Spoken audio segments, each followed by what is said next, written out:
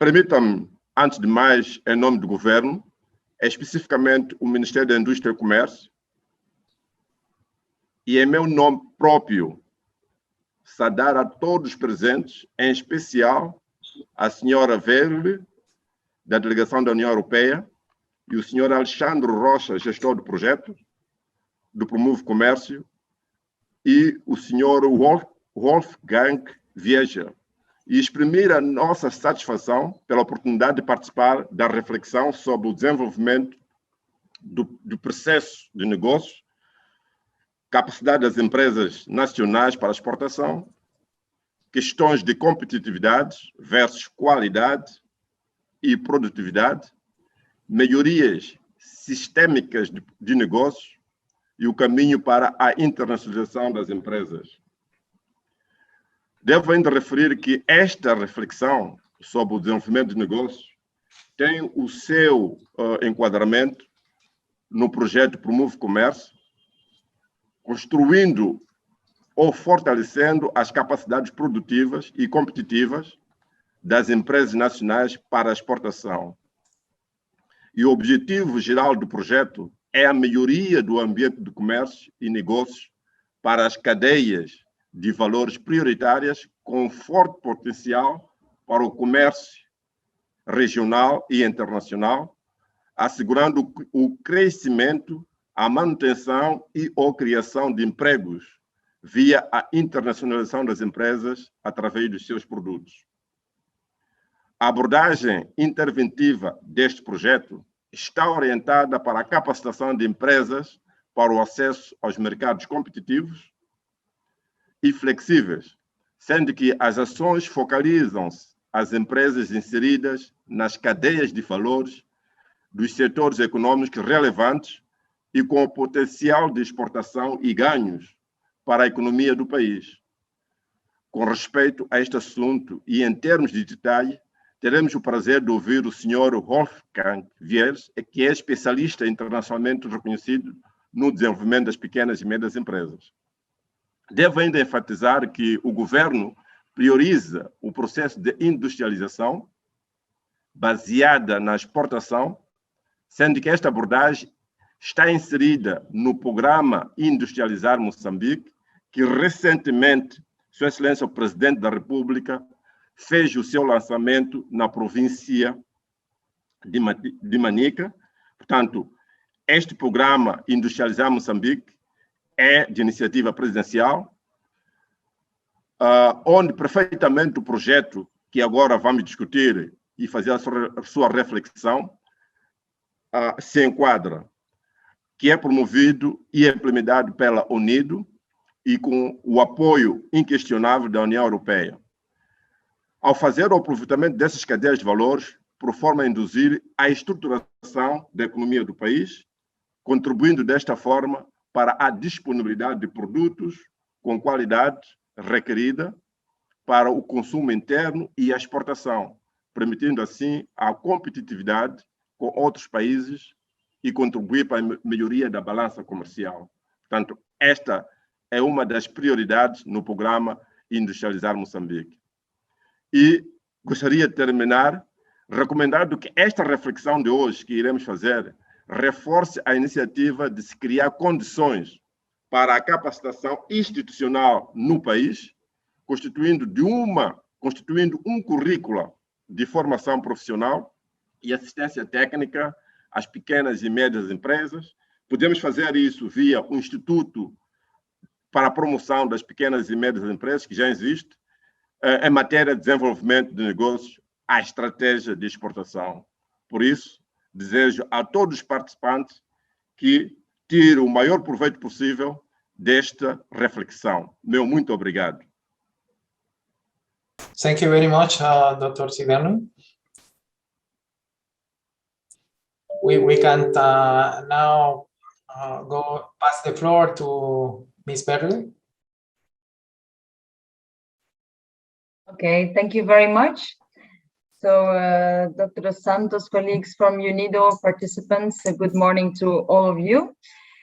I must say that often we get a question from our main stakeholders, our main trade partners, such as the Ministry of Industry and Trade, but also APIEX, the business associations, and all of you SMEs. And you ask us almost daily, like, how can I export to the European Union? How do I reach the export quality? And what are exactly the requirements to export to the European Union? Be assured that Promove Commercio, the project that is helping and is supporting it to enhance trade, and specifically the components building competitiveness for exports implemented by UNIDO and financed by us, aims to bring an answer to these questions.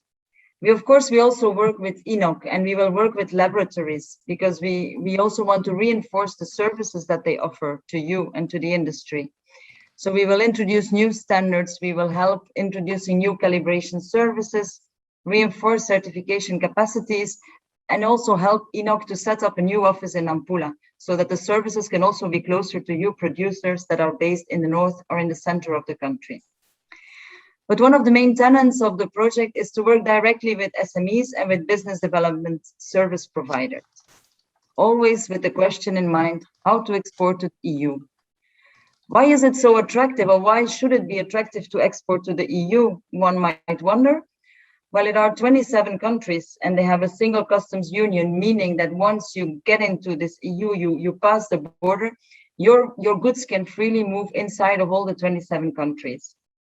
The EU also represents 450 million people, which is of course still after China and India, but we also have to consider that these people have one of the highest GDPs in the world and have thus a purchasing power that is important.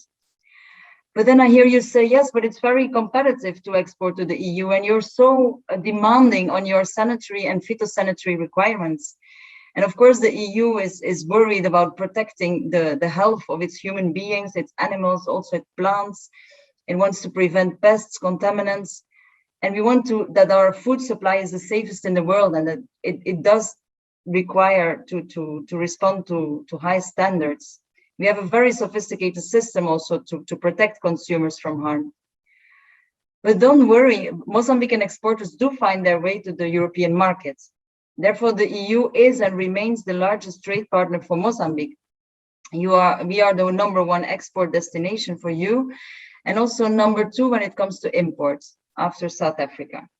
So just to say a few figures, in 2020, exports from Mozambique to the EU amounted to 1.3 billion euros.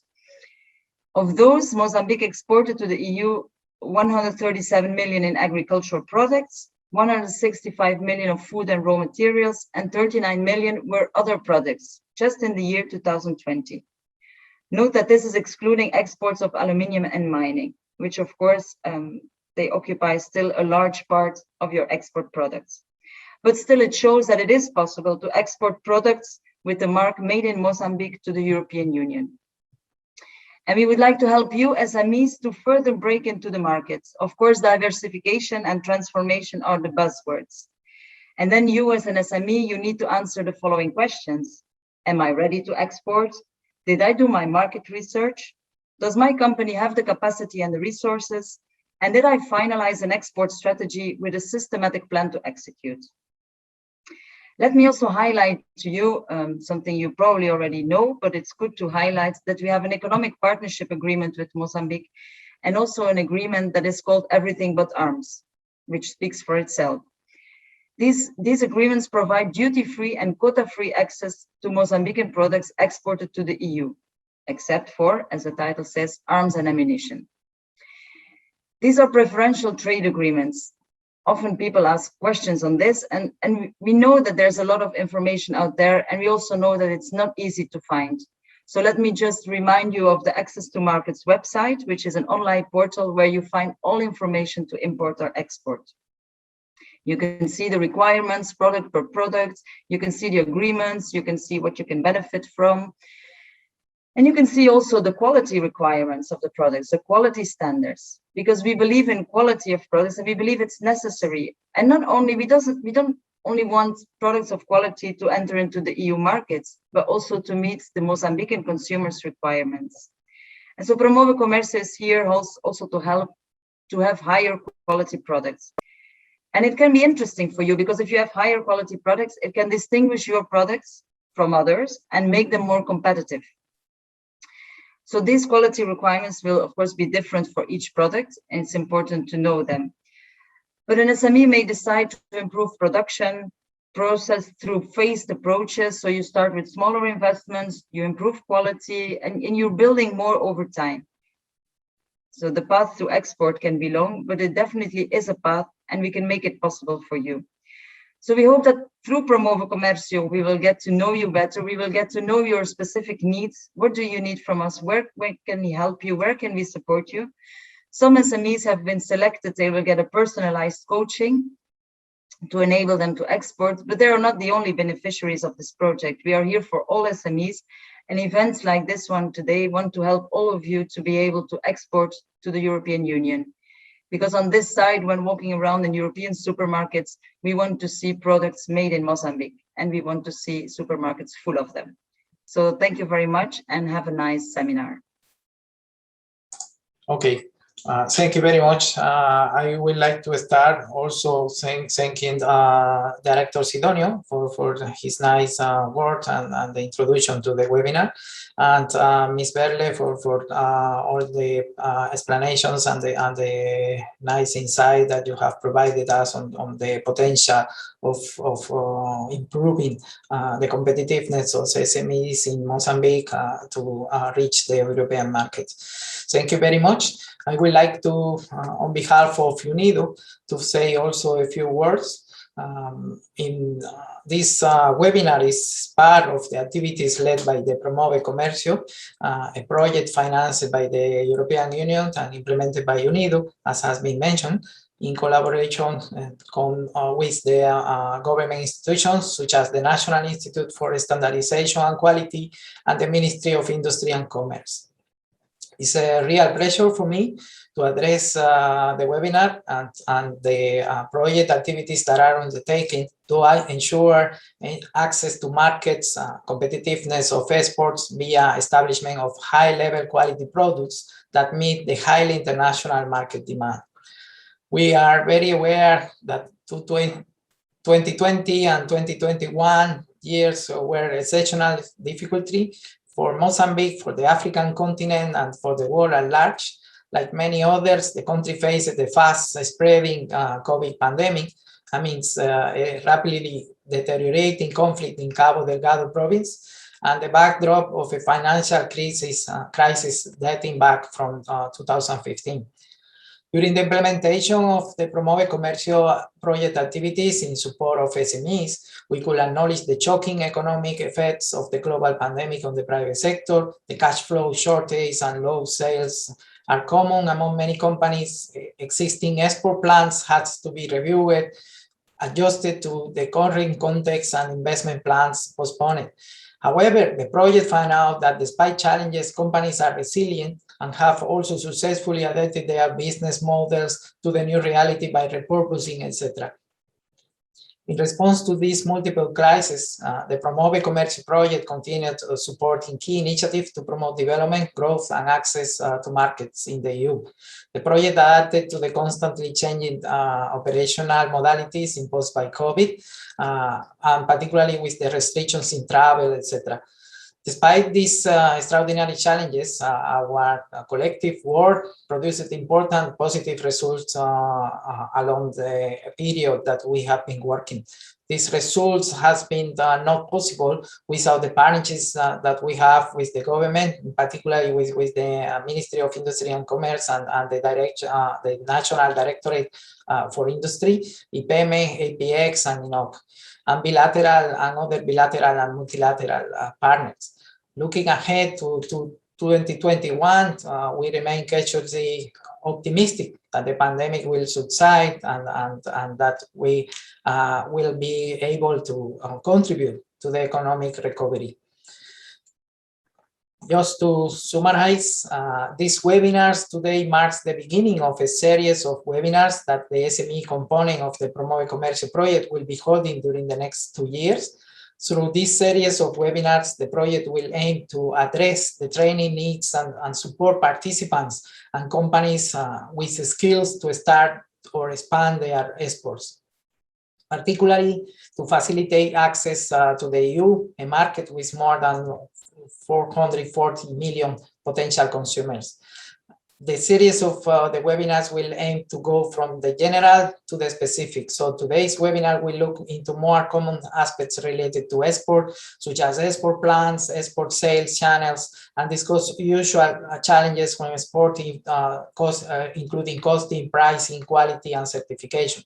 In consultation and close collaboration with the DNA, the project will conduct more webinars in the future, addressing more specific issues related to the export, tailored the needs of more Mozambican SMEs. And we take note on the suggestion of Director Sidonio of creating a curricula including all these technical aspects.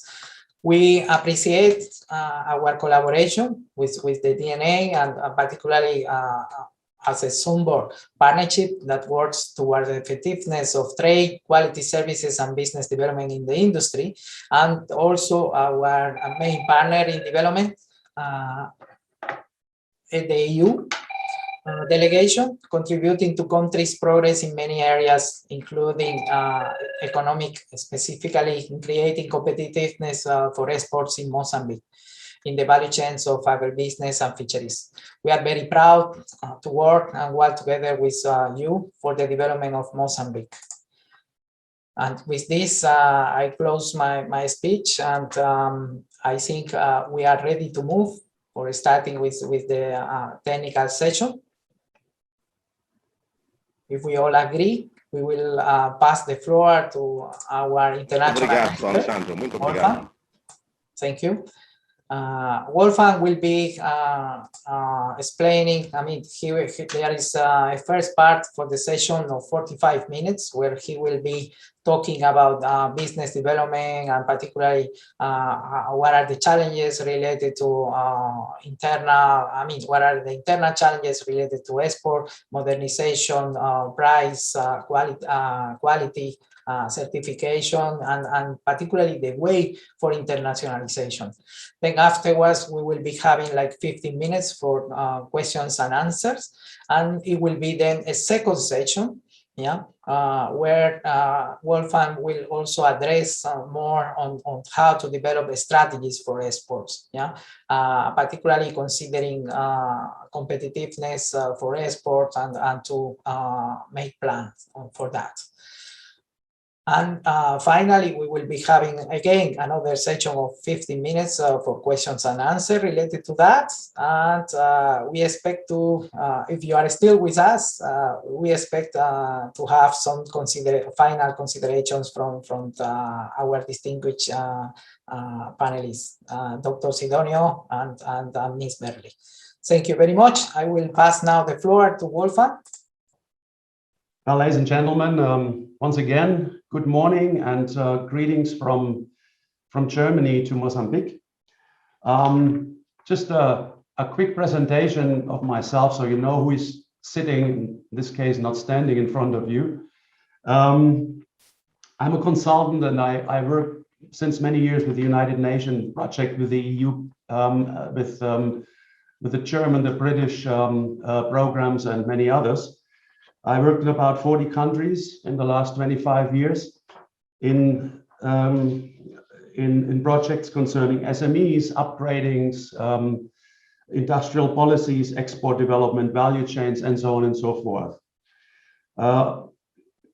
10 years in Africa gave me a very good introduction to the African reality when it comes to industry and to trade. I've also been in Mozambique quite a number of times, so I'm not totally new to the Mozambique reality neither, even though, and I will come to this in a moment, COVID certainly has left some traces. Let me share my presentation, then we go started. Well, eu consigo ver. Obrigado. A word of introduction before we go for some some kind of strategic and operational concerns. Building competitiveness to export. it took me quite some time, I must admit, to decide on the details and the course of my presentations. As you know it from your own practice, such a wide field of issues we have to cover, isn't it? And my problem was a little bit to find a good answer to the variety of participants in this webinar as well. Each company has a different situation, a different export readiness level, a different concern. So I truly hope I got a good cross-section for you, and we can start discussing more intensive issues, some of the specific issues which interest you in the break after the first part of my presentation. Well, I have a word of positive motivation as well. This is prior and post-COVID. I don't have to tell you anything about it. In each of our countries, we have different concerns. A lot of things happened. Well, prior COVID, I'm aware of your of the concerns created by the financial crisis 2014 to 2018. We are all aware of the COVID limitations, lockdowns, global impact to supply chains, customer behaviors changing, and so on and so forth. I'm also aware from my discussions with colleagues, a little bit at least, of the situation of many Mozambican small and medium companies. For many, it is difficult to maintain the necessary cash flow, secure business dealings, secure the necessary supplies, and continue doing investments. But every one of you is actually in a different situation. But let us look down the future. We are in a situation, and we have been in other situations before, but there's always ways of kind of stepping ahead. There is something which is called VUCA. I don't know if you heard about this before. VUCA was something that science and political science and the economists talked a lot before the corona, the COVID-19 hit the world. They called the business situation on global level volatility, uncertainty for U, C for complexity, and A for ambiguity. This was what happened before. Now, probably these things have changed. In a way, it continues like this, but post-COVID-19, business and entrepreneurs need to maintain optimism and focus. And that's why I want to have this word of motivation. Let's replace VUCA with vision. Vision of entrepreneurs to start dealing with new concerns, starting building new businesses, going into export, possibly to the EU. The U for understanding the bigger picture that impact the companies. This is what I'm going to show you as well. Just open the eyes for a bigger picture. Just avoiding the very narrow views of many entrepreneurs because they're not able to get out of their specific environments. And C for clarity in setting business targets, in planning export. And for the A, adaptability and flexibility to adjust to changed frameworks. And the frameworks are changing rapidly, with or without COVID-19. Well, at this point, just to almost, I think Alejandro made this statement already, training from general to specific. That's what I'm doing here. I'm starting to provide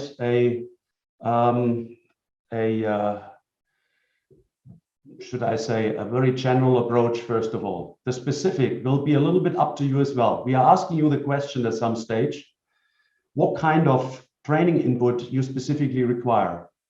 In the discussions, we will hopefully find out what kind of concerns are of the highest interest for you. So we are starting to kind of develop more fine-tuned trainings in the future. Global trends in agribusiness sectors. This is something I'm going to discuss with you in a moment. I don't cover the cosmetic sector, even though some of the oil producers are probably also trying to export into the cosmetic sectors. Well, we will talk a little bit about health and organic food subsectors as well.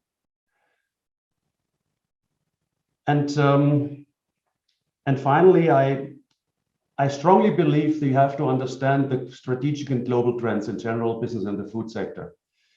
I strongly believe and I'm convinced that no company in the world trying to become international, globalized, can ignore these trends, because trends are set and well, kind of individuals or businesses have to follow. Otherwise, they will not continue business as they would like to do.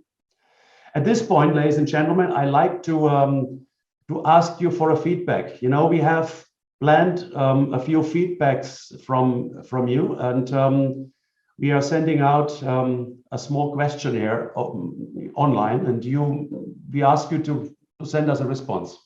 Right. Yes, we receive a positive feedback from the audience. We see that the vast majority of the attendees represent companies with less than 10 workers.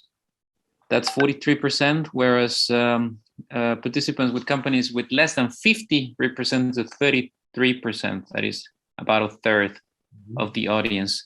While more than 50, it represents only 24%. That's an interesting feedback. So we have, as I assumed, actually a whole cross-section of companies represented at this workshop. This will be an interesting feedback on the discussion as well, because of the different stages of problems you're facing. I'm sure it will be like this. Thank you very much. That was interesting. Thanks for your feedback and input. Now let's go ahead and start working on the subjects. I have selected an interesting megatrend study of the European Parliament think tank from 2019. So it's pretty straightforward, even though, well, what are the global trends in the agri-food sector? And let's discuss in the next couple of minutes. All these global trends have impact to exporter strategies and development of their further businesses on the longer run. When we share the presentations with you, you have all these links mentioned, so you can just go in the studies and in the documents by yourself and have a further reading if you like.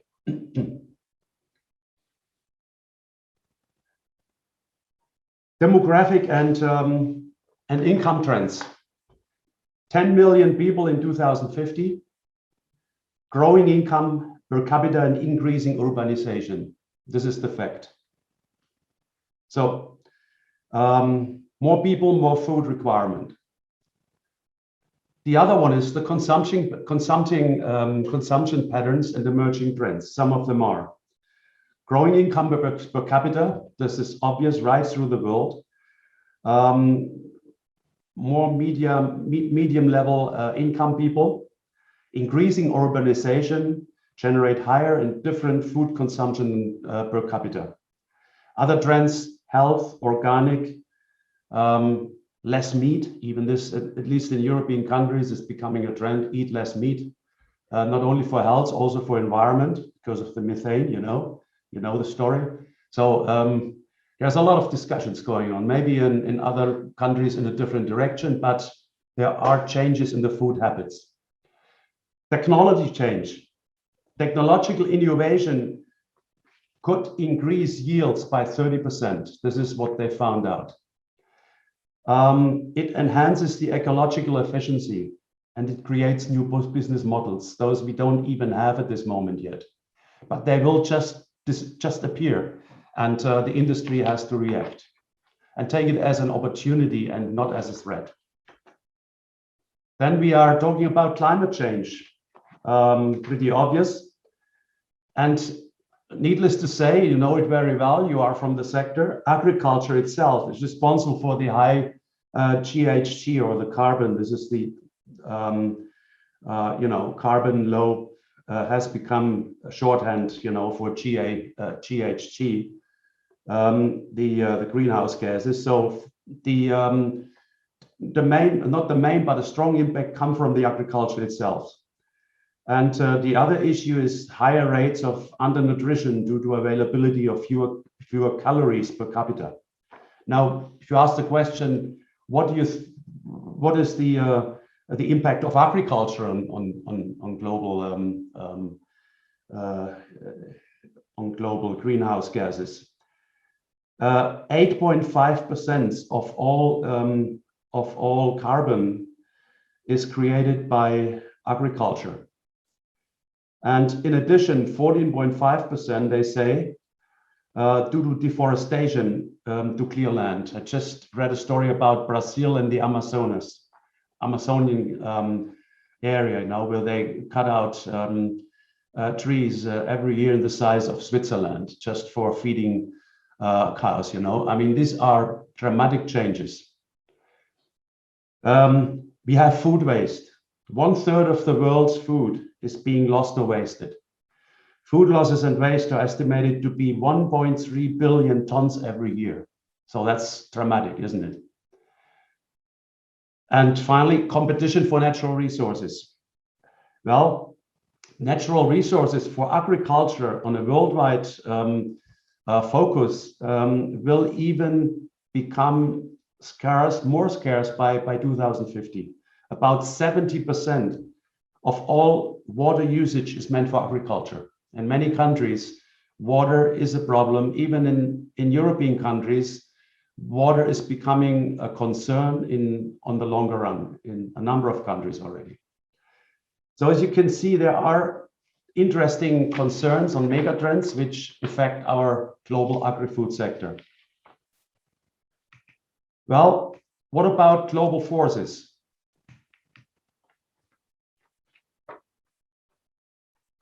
The global forces affect the future of the food chain.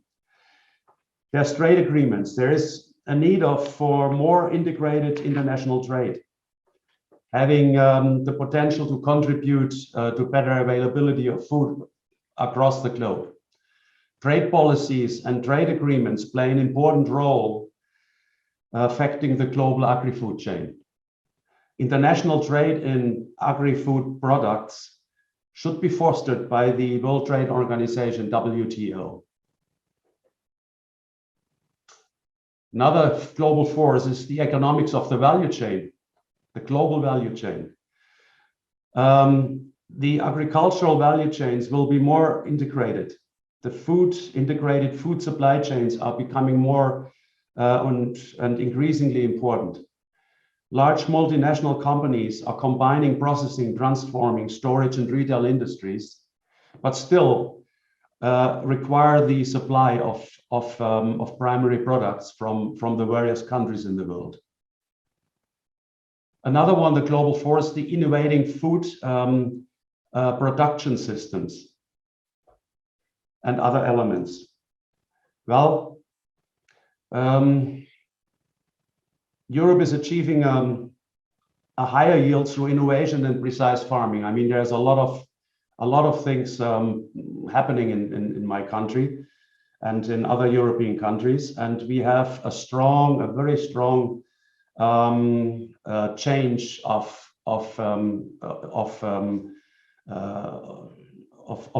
in the industry. A lot of innovation going on, which costs them a lot of money, but in the other hand, saves a lot of money due to higher yields. So other innovative systems are sharing of equipment, which you already do in some places as well. In-store farming, organic production, and so on. And then we have the transformation of the marketplace. Digital platforms may provide simplification and increased transparency of commercial transactions, greater efficiency in production and commercialization process, and lower consumer prices. So all this impacts our market and our companies. The source is the European Parliament think tank study, and it can be retrieved from the link I showed you in one of the first slides. Okay, then let's continue. On global challenges, well, the challenges for all of us, for the future of food and the agricultural systems. Well, agriculture productivity, I just made a small remark on that. Improvement of nutrition and public health, conservation of resource and environment. These are the three blocks the think tank considers of major importance. What's the consequence?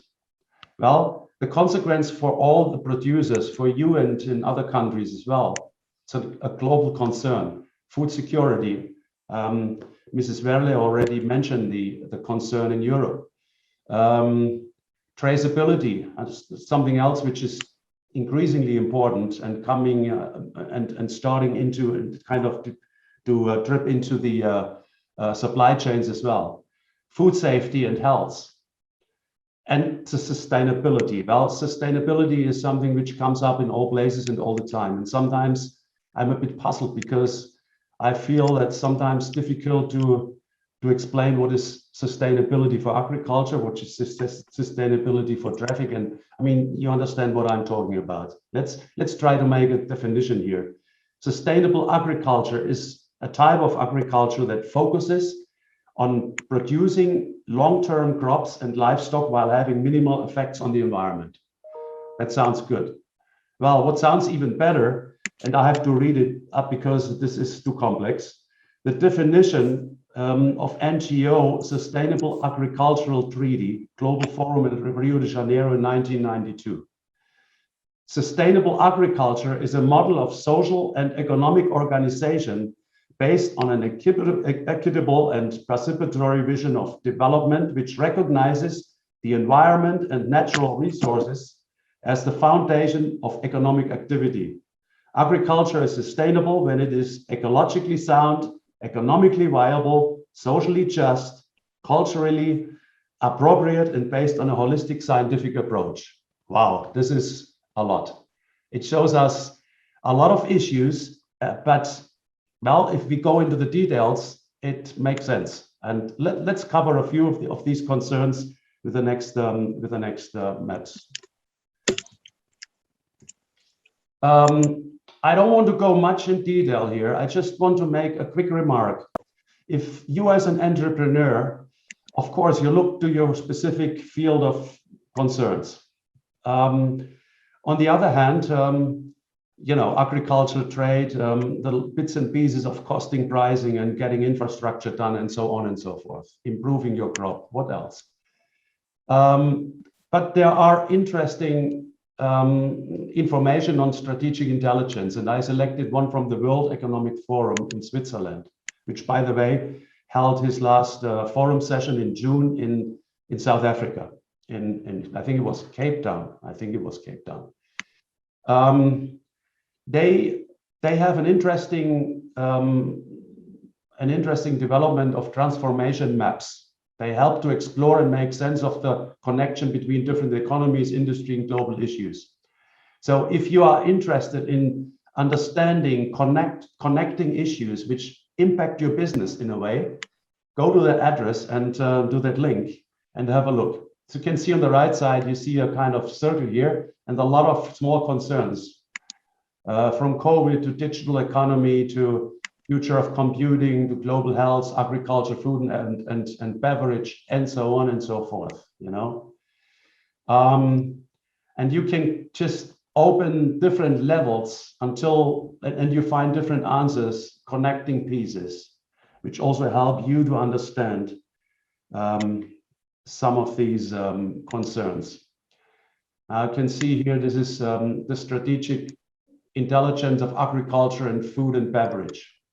They talk about food technology and innovation, demographic change in agriculture, global food systems, and so on and so forth. A little bit similar in some ways to the last strategic slides I showed you. Their summary is global population is expected to increase. There is a strong demand for cereals to be used as food for both humans and animals, growing from roughly 3 billion tons to about from 2 billion tons as of 2009. So it's quite a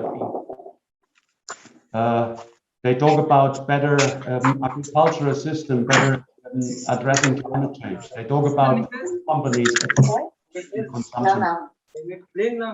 No worries. And I'm asking for late checkout and sorry, all I have this to go. is an interesting source of reading, and I recommend you to go into the details and make some logic for you. Right. I consider, let's go to the company level, holistic approach. I don't know if you have ever seen these kind of we call it mobiles, you know. In our childhood, we put them up in the room, and they were kind of having a nice balance and floating in the wind. Maybe you have this in Mozambique as well. And I was always fascinated as a child to see the balance, even though some arms went out far and the others very narrow, and it was long and wide.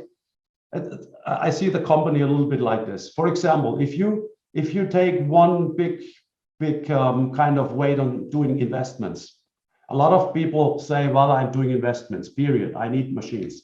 But it does have an impact to many other areas in the company. And if you don't balance in other levels, the company will become unbalanced. And this will immediately become a problem. The costs will raise. You will need different human resources solutions. You need to upgrade personnel. You will have to have an additional infrastructure. You need to find better cash flow, immediately new markets, and so on and so forth. Well, this is, of course, a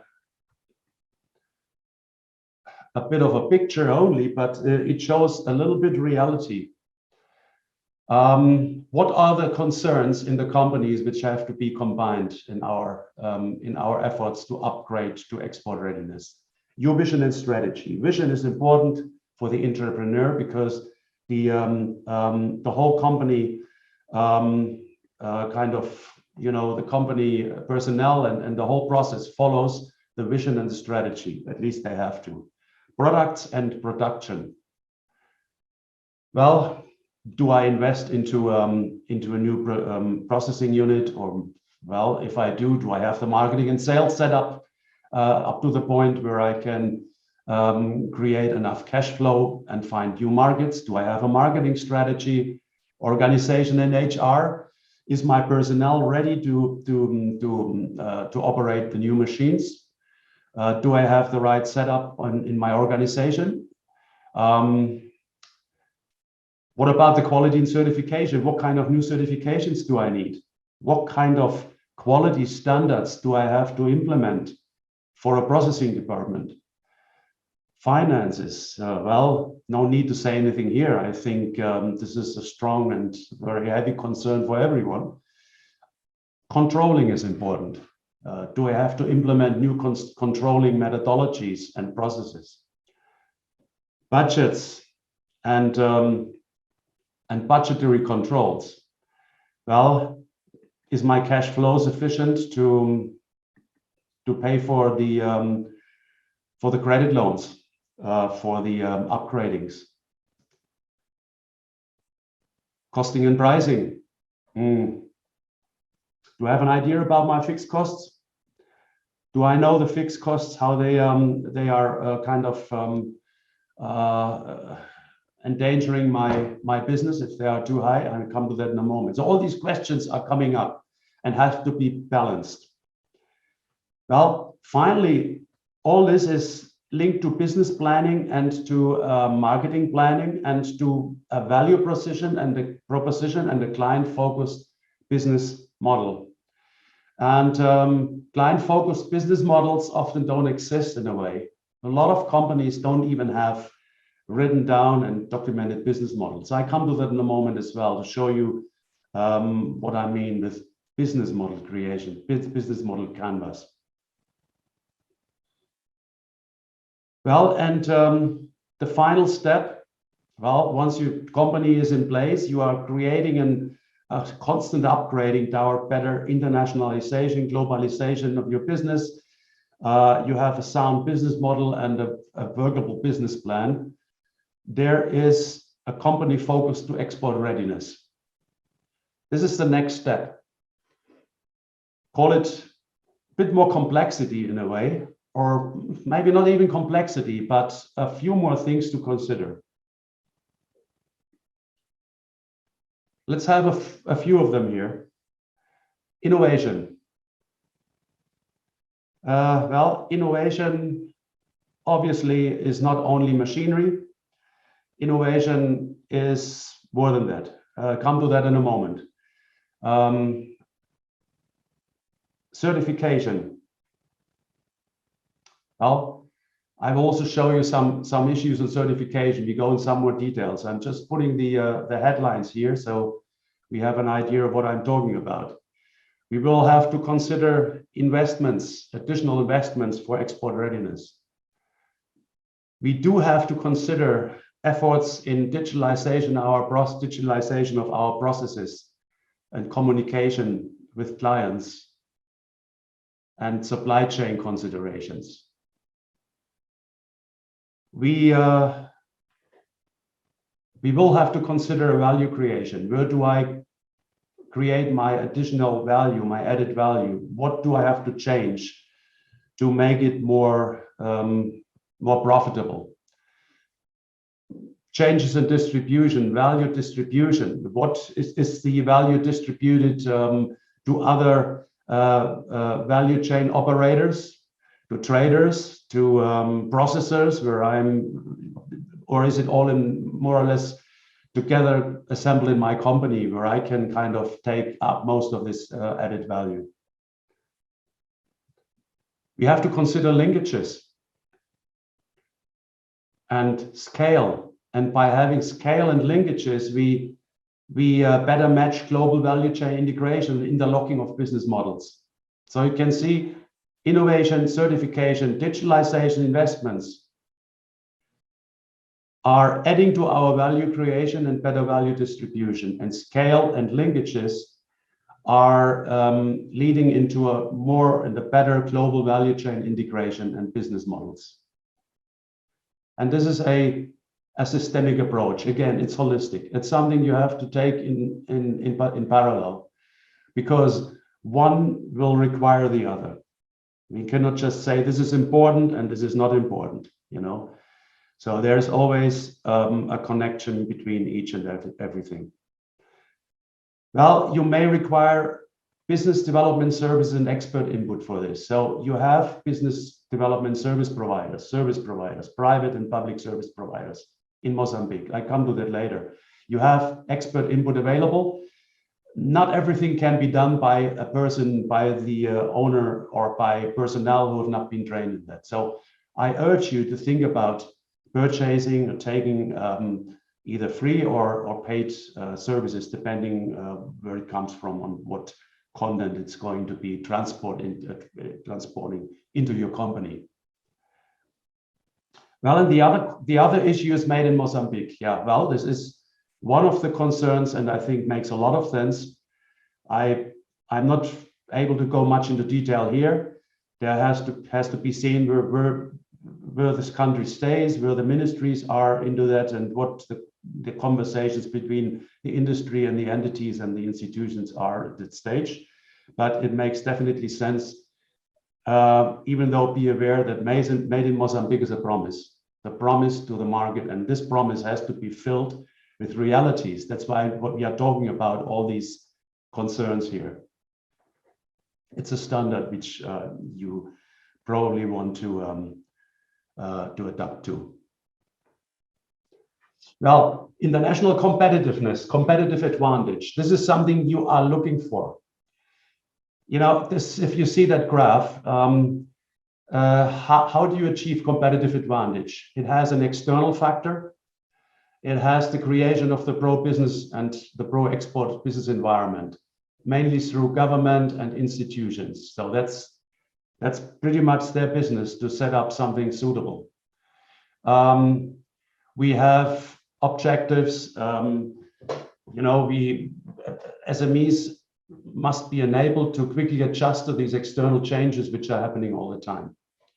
So they cannot sit put. They have to be flexible and they have to be ready to go and to change and to take clever and future-minded decisions.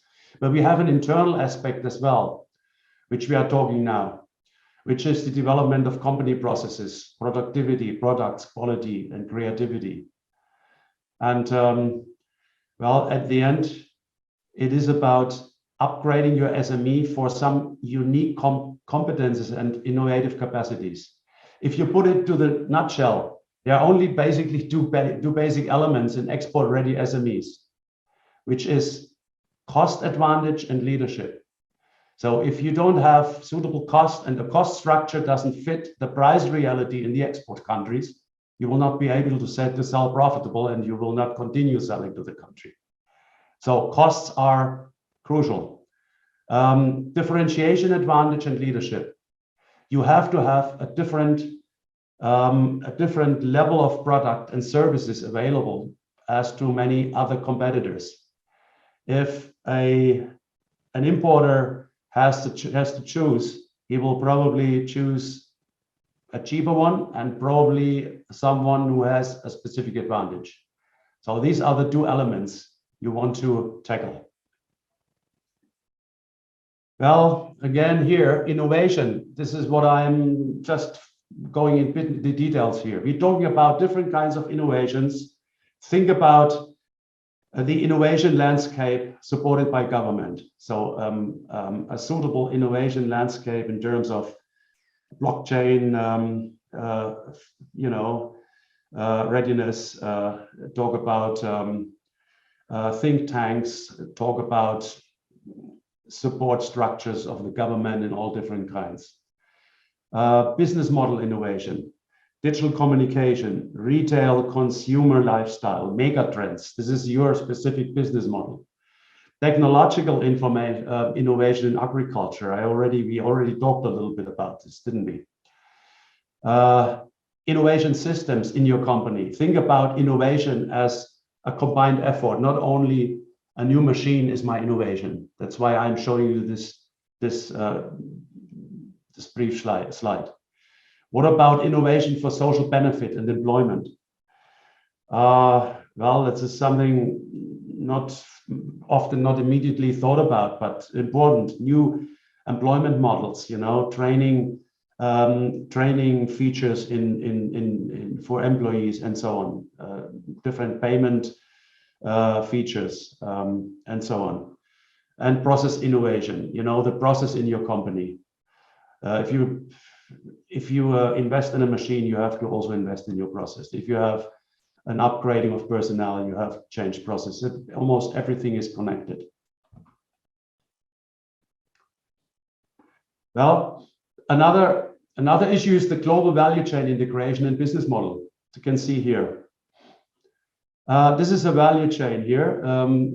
Example, rice production and milling, from seed and fertilizer delivery right down to the retail, right? There are agro dealers, there are large commercial firms, outgrowers, smallholders, buying agents, integrated rice millers, and so on.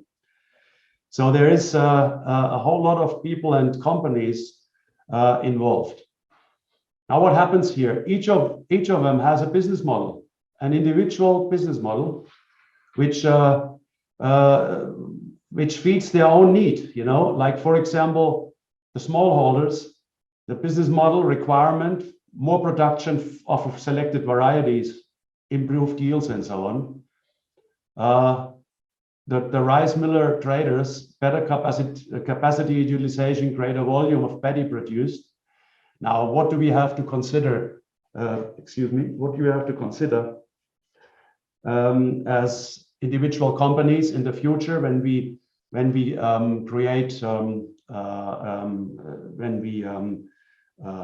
link to each other and we integrate in the value chains? We have to consider interlocking our business models. So this is something in a chain context, the relationship between the businesses require the different types of business models, but they also require the interlocking of the business models. So they have a common interest at the end.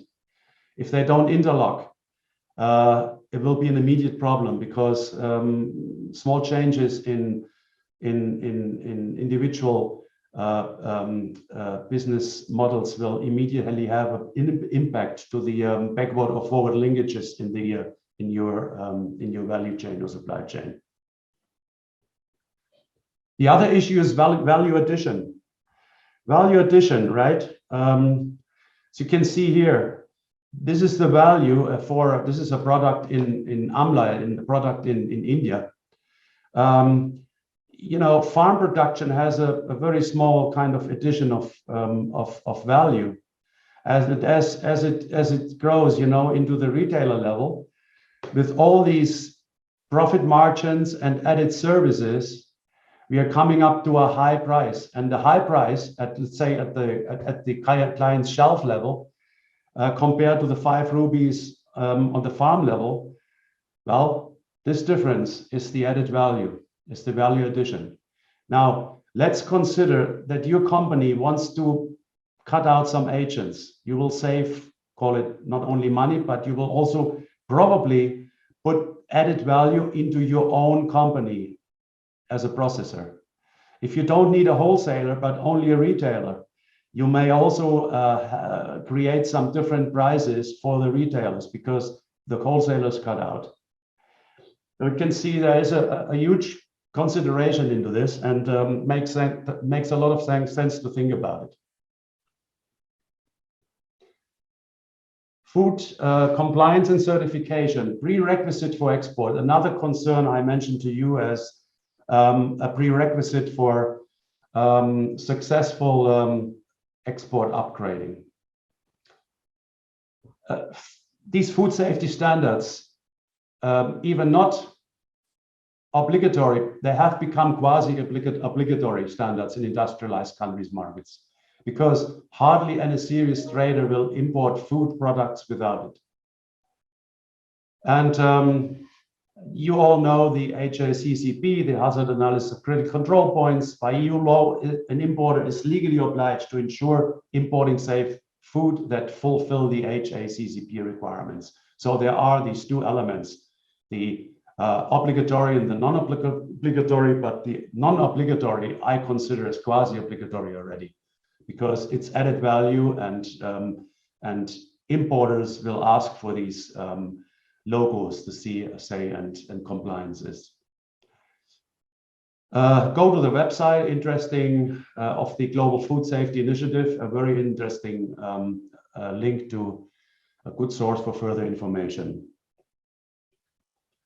Well, I don't want to go into all these details, but again, easy to find out through the EU website, the different general food safety requirements of the European Union, of all kind of different aspects. These are the main ones. And it would, of course, you don't need to have them all in kind of in mind right now, but you have to find out what is required for your specific product and for the specific market you are dealing with. And then it would be good already if you had these informations beforehand, before you even start talking to your clients, because you have definitely an added value when you start selling or having first business-to-business discussions, already knowing what is expected from you. You can already have had your calculations, what is involved in fulfilling these requirements. There's voluntary organic production issues, organic production labeling of organic products that obviously only applies for the organic production part. There are special provisions on this radioactive contamination thing.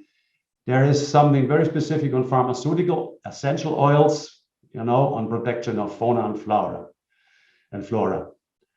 And needless to say, and that's good to hear, many of these EU compliance requirements are already included as part of the Mozambican legislation.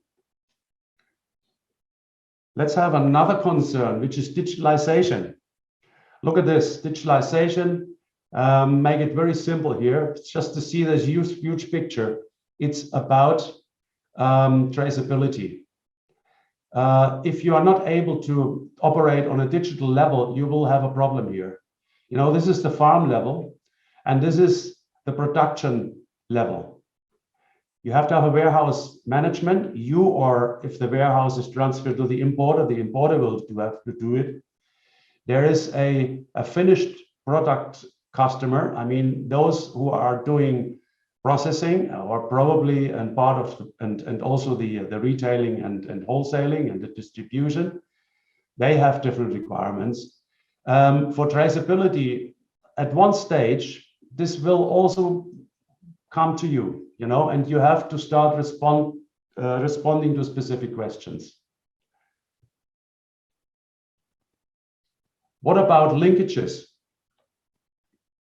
Well, nothing new to you. This is domestic food market, very obvious. Spot markets, arm length business, you know, kind of unofficial, direct on the market, cash back and forth, short term.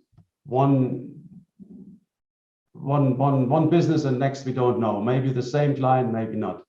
Or a little bit more kind of comfortable on the longer term is contract production, forward contracts and regular sales, but still not as complex as we have it in our export market, where we strictly talk with contract production, forward contracts and regular sales. Now this has an intensity of coordination increasing. You know, it comes from arm length transaction right down to contract production and contract farming. So there's planning ahead. Without planning, this will not happen.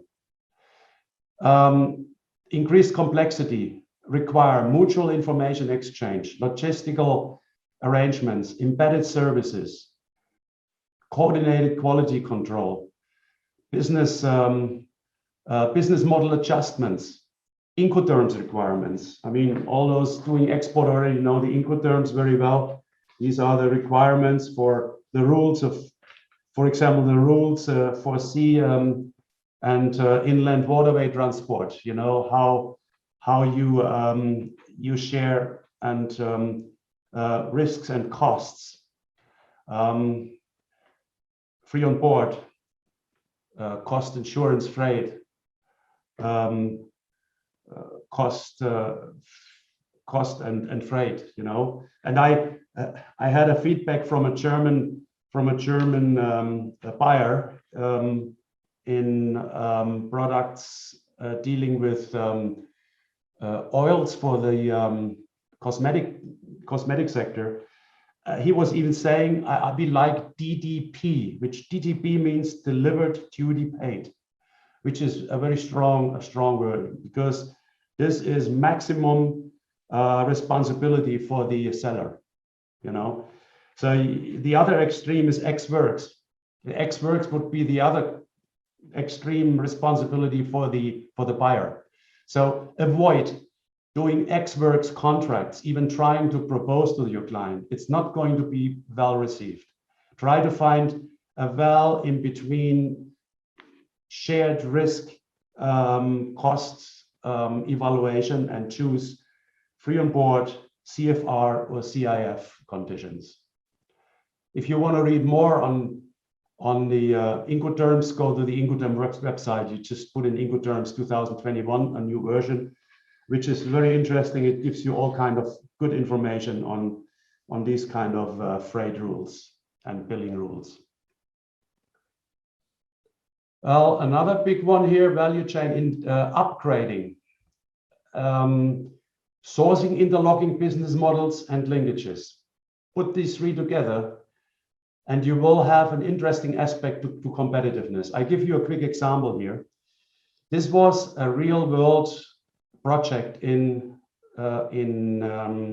Ecuador, South America. Took about 4 years. The situation started like this: 90,000 farmers on cocoa farming, 1,000 intermediaries, 30 export companies, and the world market. And it didn't work out.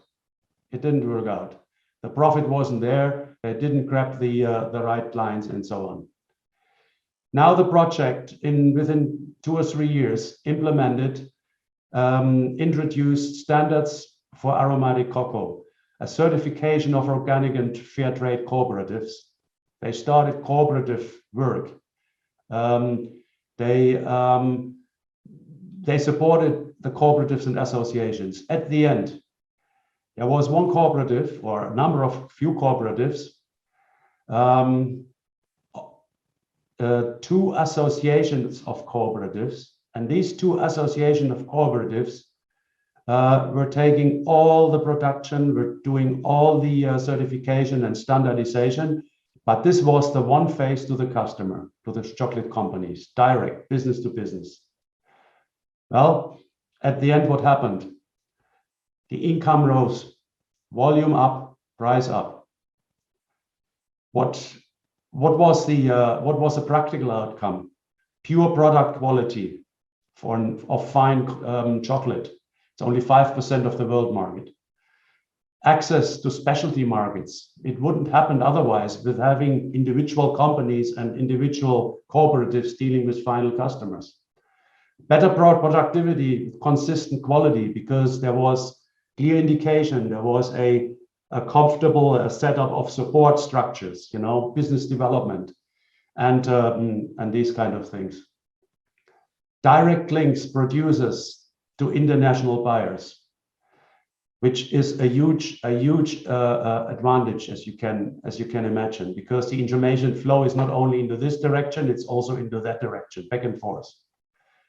And traceability ensured, because traceability was not as complex due to only having 2 cooperatives dealing with the products and not a couple of hundred of exporters. An interesting result. Well, this happened because the companies considered taking up more horizontal linkages for cooperation and more vertical linkages for business contracts and market access.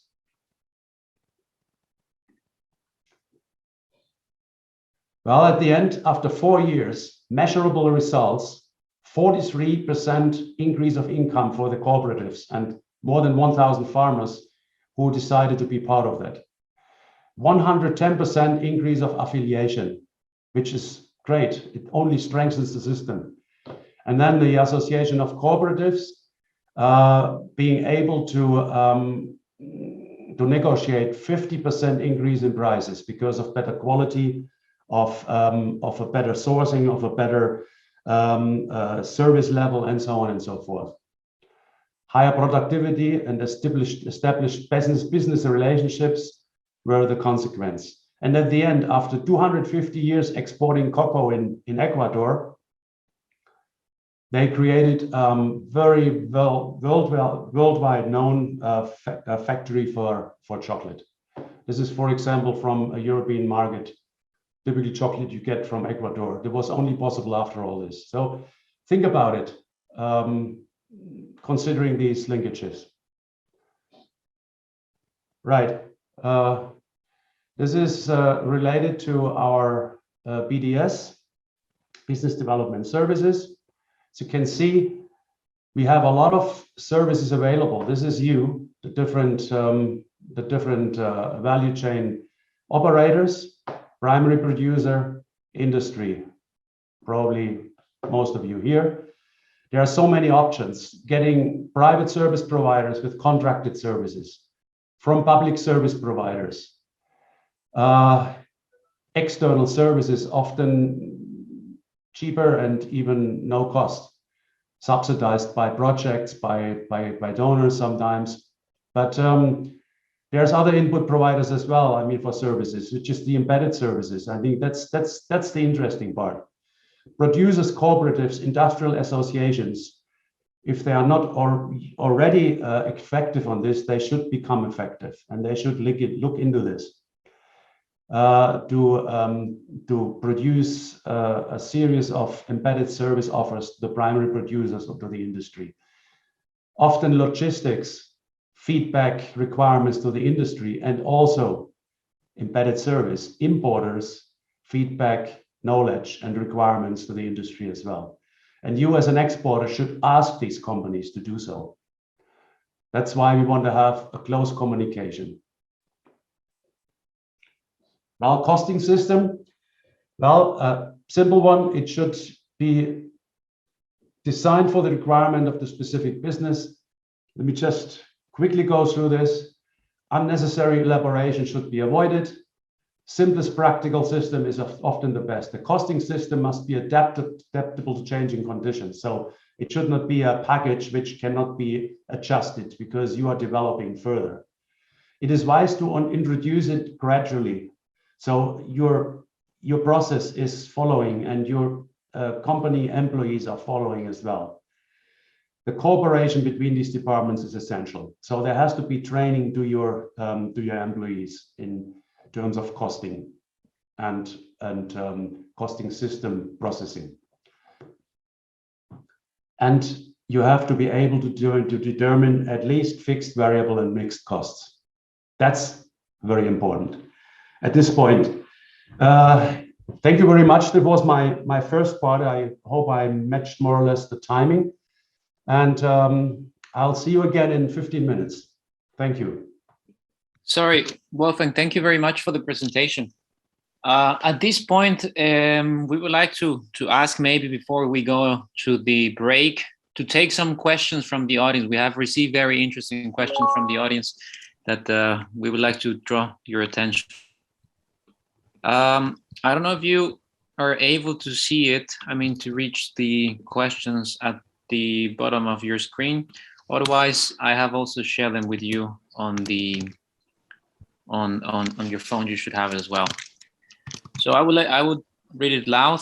There is a question from Valentin Safrau. I apologize for if I'm not pronouncing correctly your name. Valentin asks us, since certification is one of the key elements in international competitiveness, I would like to know which certifications to adhere for a manufacturing industry and also for agricultural activity.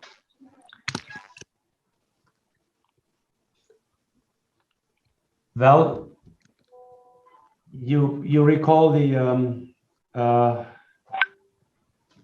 slides I showed on the certification. There is the whole range of certifications you require for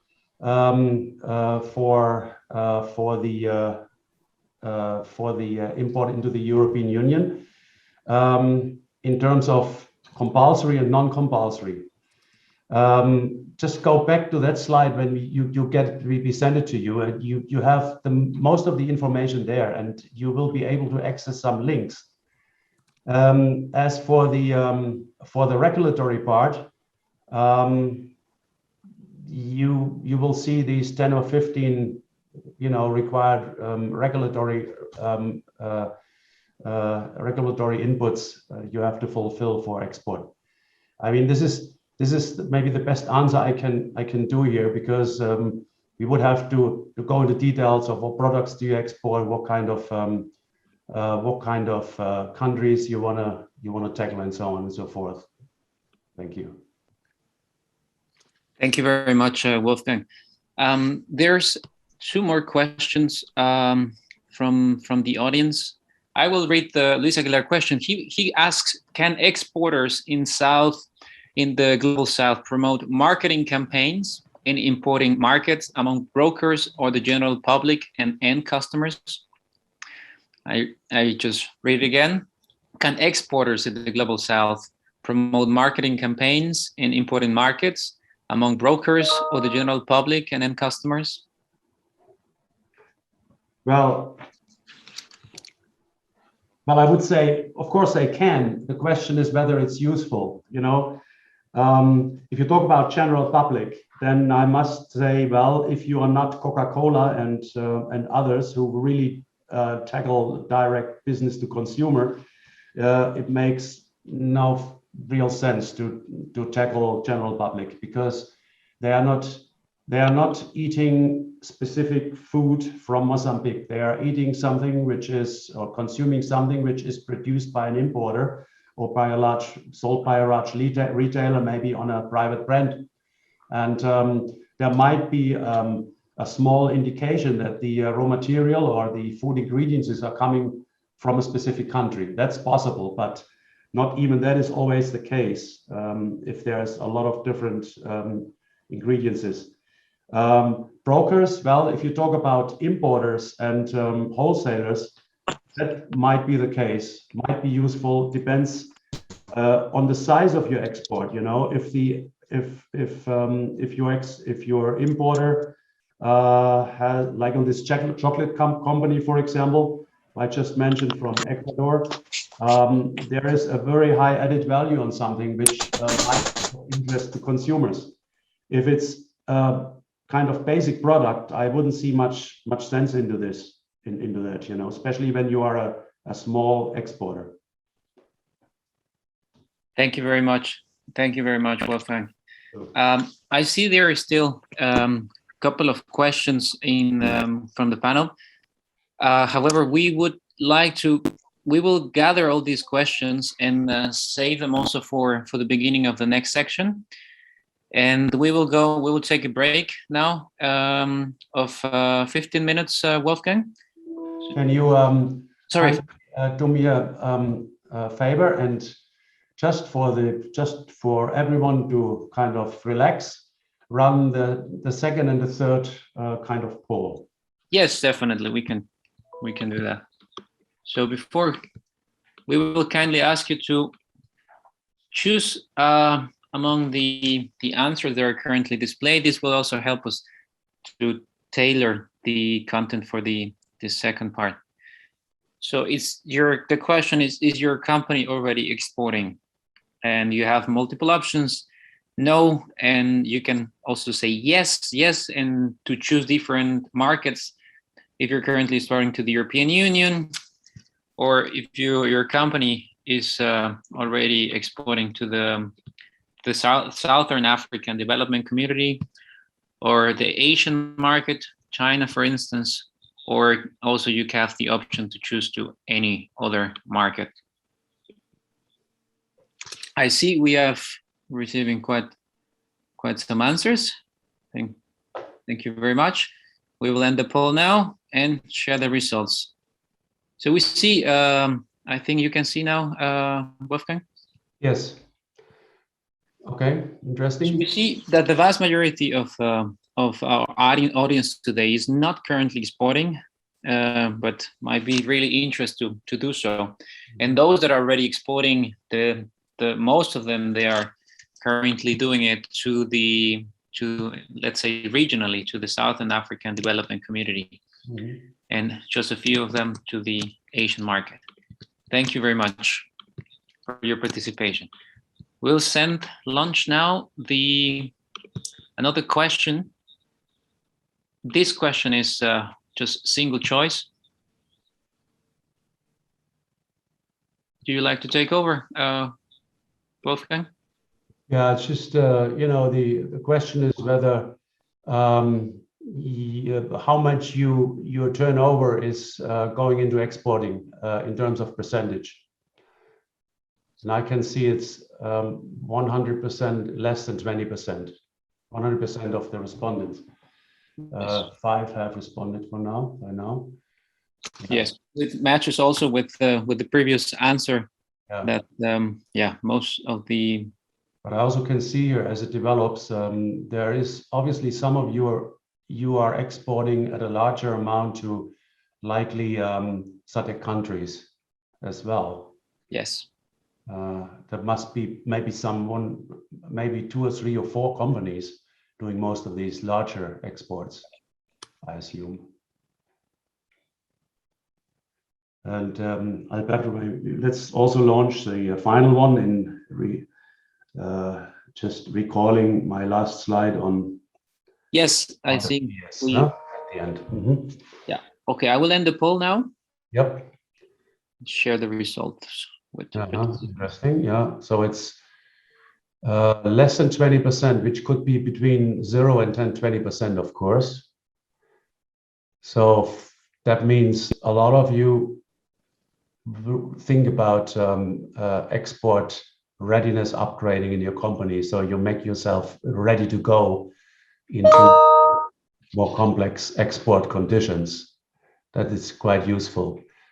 above 50%, 25%. So you have already had experiences, and you may have been able to see yourself in some of the concerns I've mentioned in my first half of the presentation. Yeah, this question is related to business development services, and with this question we would like to know if your company is currently receiving services from other companies to that helping in your operation. That can be anything from consultancy services aiding your let's say good agricultural practices, or you're receiving training. That can be this can be also either public or private institutions, public and private BDS providers. So we see that the answers are coming now. With currently, yes, we have reached currently a good participation from the audience. So I will end the poll now and display the results. So as you can see, most of the companies that are joining us today, they are not currently receiving any services from either public or private business development services providers.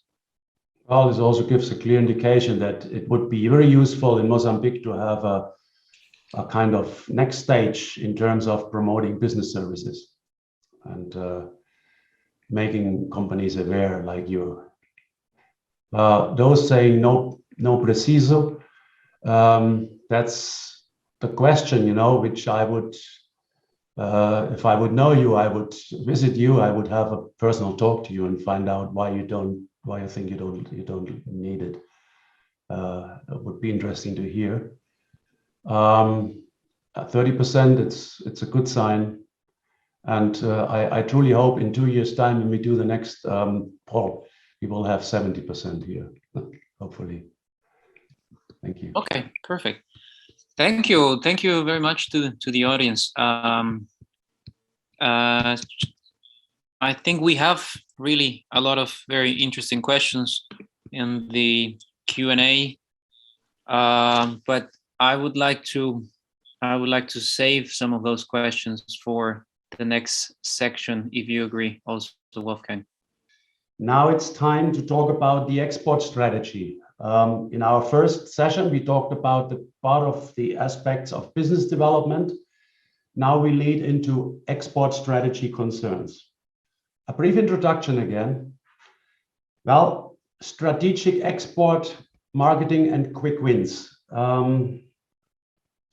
This is something I often hear from companies, asking me why do you need all this strategic stuff? Shouldn't I just get the name of a client and then I do my sales and this will develop somehow? And I have had good experience with that specific client, and it worked out very well. I mean, you find all kind of different results here in these dealings. Yes, that certainly can happen. I mean, there are sometimes export deals which are working out and they are doing good. And well, the question to me here relates whether this is long-term and sustainable and building into a successful system, to say the company becoming successful in export, in EU export, in other international export, raising profits as well. Well, so my answer is yes and no in a way, but of course I have to say strategic export marketing is something you want to start with, and but you cannot exclude a quick win in a way when it happens. We are going to touch selected export related concerns. Again, this is a huge area of concerns, a huge area of strategies, of tools you can apply, of concerns you have to respond to, and so on. We cannot cover everything, but I'm trying to pinpoint a few important issues. Export market analysis. Many company owners and entrepreneurs consider market information their most crucial and often only constraint. At least they mention it, that's my only constraint.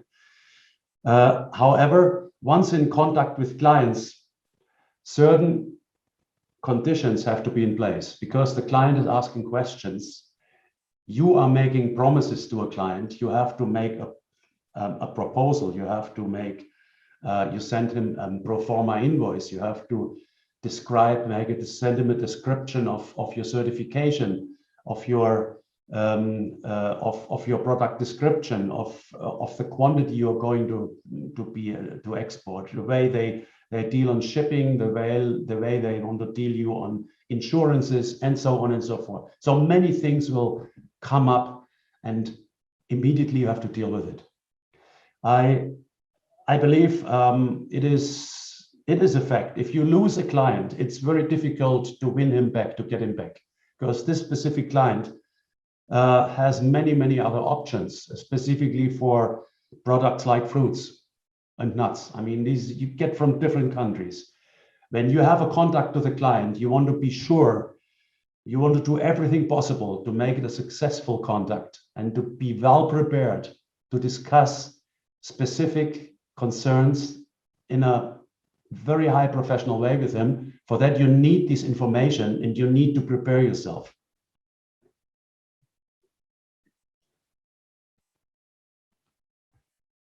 Company internal export marketing, sales know-how, and information. Well, exporters usually have their first chance to do things right first. When these customers find that exporters haven't done their homework, as I already mentioned, they seek better alternatives. Once again, it's important to speak the world business language, not only in terms of the different aspects of export, but also in terms of world business language English. I have to mention this in a way because most of these export dealings, except Portugal and Spain, well, don't talk Portuguese or Spanish, they talk English. I mean, even those not having English as their main language, but it is kind of the universal business language. This is important also for the future. Right. Well, why don't you just give me names of potential EU buyers and business-to-business contacts? I often get this question. And well, I must say, I already mentioned that a quick win can happen. Even though in this workshop, I cannot give you names because I don't know where you come from, what kind of products you export, what kind of subsectors you deal with, what kind of focus countries you are aiming for, and so on. All these questions need to be discussed beforehand, and I will show you in a moment how all this can happen in your company. Let's have a quick feedback session from you again. The number 5, Alberto. Yes, thank you very much. So now, with this question, we would like to assess what has been the impact of COVID-19 in your company.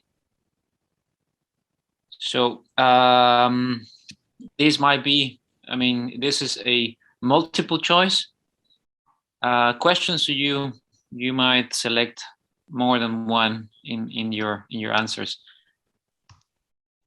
So we see among the options, we see that you have a drop in sales, you have an increase in the cost of production, or the major problem are related to value chain interruptions or even cash flow. Mm-hmm. Yeah, that's almost as like expected. No? Yes.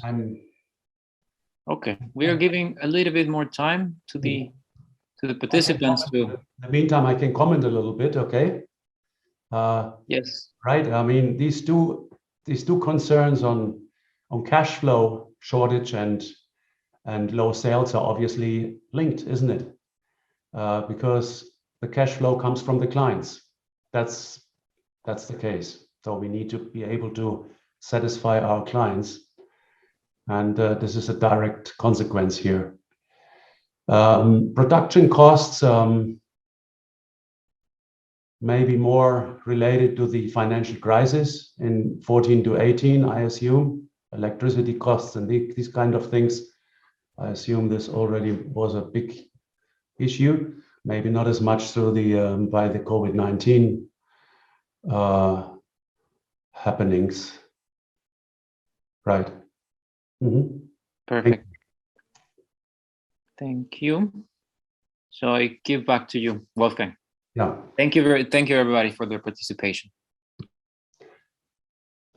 Okay.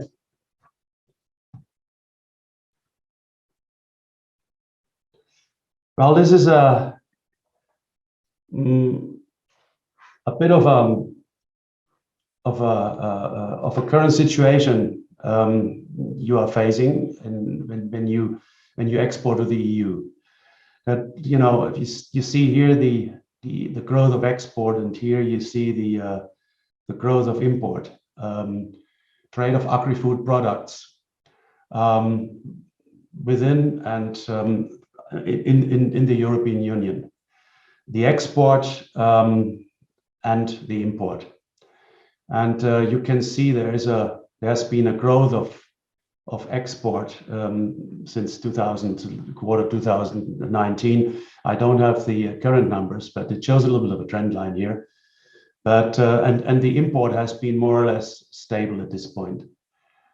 So the opportunity is there, and this is certainly a promising picture. There was a rise of import values in 2019 as well. So it grew from 742 to 752 on the oil seeds, and for example on the tropical fruit it grew 7 to 752 million euros. The import values declined a little bit for the palm and palm kernel oil. I don't think that's a product which concerns much in terms of export Mozambique. Neither does olive oil. 5 countries provided 35% of the EU's agri-food products in 2019. So it's USA, Brazil, Ukraine, China, and Argentina. Brazil has a stronghold in the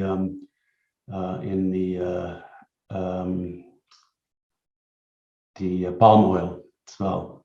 Argentina has a stronghold in the meat business, you know.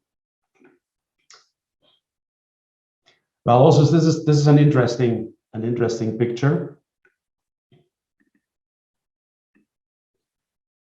It differentiates a little bit between import and export in terms of what are the strong product groups. So the colors don't coincide, don't worry. So green doesn't mean wheat here and wheat here. In terms of imports, citrus fruits was in 2020 the largest portion, the largest share of products imported into the EU, which is your concern. Also here on fruit, fried and fresh fruit, fresh and dried, excluding citrus and tropical fruits. So this is citrus fruits only, and this is other fruits. This could be bananas, whatever. 27%. There is something else here on nuts and spices. Has a bit smaller share, 8%. So these are basically I can see the main 3 product groups. There might be some remaining agri-food products hidden in here as well. We don't know exactly what it is. On the exports, well, wheat is the strongest, and the remaining agri-food products. So this is also something which I can't really answer at this point, what is included here. We don't have much nuts and grains, so there's no nuts and grains here. It's mainly for own consumption. As you can see, your concerned product groups are very much in need over here in the EU. Let me give you an indication on a simple kind of export steps from 1 to 6 or 7, I think. Simplified, before I go to the complex again. First decide where you sell your agri-food products. Well, that's already a complication, isn't it? If you say, I want to sell to the EU, that's a good start, but it's not the end of story. I mean, you have to do a market scan and you have to do a proper market research in order to make sure you are tackling the right market. I come to more details at a later stage. Either you do a market research yourself. For the very small companies, I would assume it's better to take a support from outsourced companies, from business services companies. You find a lot of other sources I show you in a moment as well. Have a realistic plan. Think about your business marketing plan, export plan. Think about a business model with client focus. The smaller companies of yours most likely don't have all of them. Some of you don't have these documents in place. We strongly recommend reaching that level, going into a planning level, trying to find out what you can do, what is available, what is realistic, and what you have to change in order to become successful with export clients. And then lead into a business model, which clarifies your rights, responsibilities, your input, your output, your gains and your losses. Then choose a route to the EU market. Choose a route to the specific countries. You have to decide, do I want to sell directly, which is, directly to a distributor, to a sales agent. I'm not saying you sell directly to the client and to the final consumer in Europe. This will not happen. But do you need an in-between kind of entity, an agent in Mozambique? Do you sell to distributors, to agents in the import countries, to wholesalers, or directly to the retailer? Or maybe a joint venture that happens also for some of the larger companies, which is obviously a very good way of being present at the markets. Why do you need to know the difference between distributor and retailer? There are a lot of different issues concerned pricing, concerning conditions, sales conditions, concerning the flexibility of the exporter, because retailer in Europe have a different business model and different ways how they operate. And for example, distributors, who are purchasing a lot and then distributing among retailers, for example, or wholesalers. So there is a lot of different concerns involved. That's why you want to know exactly to whom you want to sell in order to fine-tune your proposal.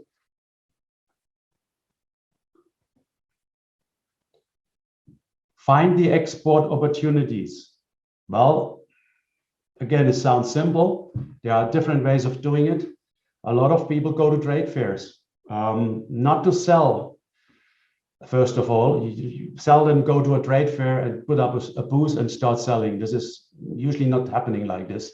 You start going to a trade fair, trying to make contacts, trying to see how people operate, trying to see the level of complexity, trying to understand what you need to do in order to match these 1,000, 2,000, 3,000 competing companies on trade fairs, global trade fairs, You have business-to-business meetings. I understand nowadays remotely maybe a good way of dealing with these things. You have support from chambers in the different target countries, in European countries. You have support from your embassy. You have embassies in different countries or different institutions. I'll show you some examples here as well in a moment. Manage the export administration and documentation. Many different requirements for export to the EU and other international markets are present.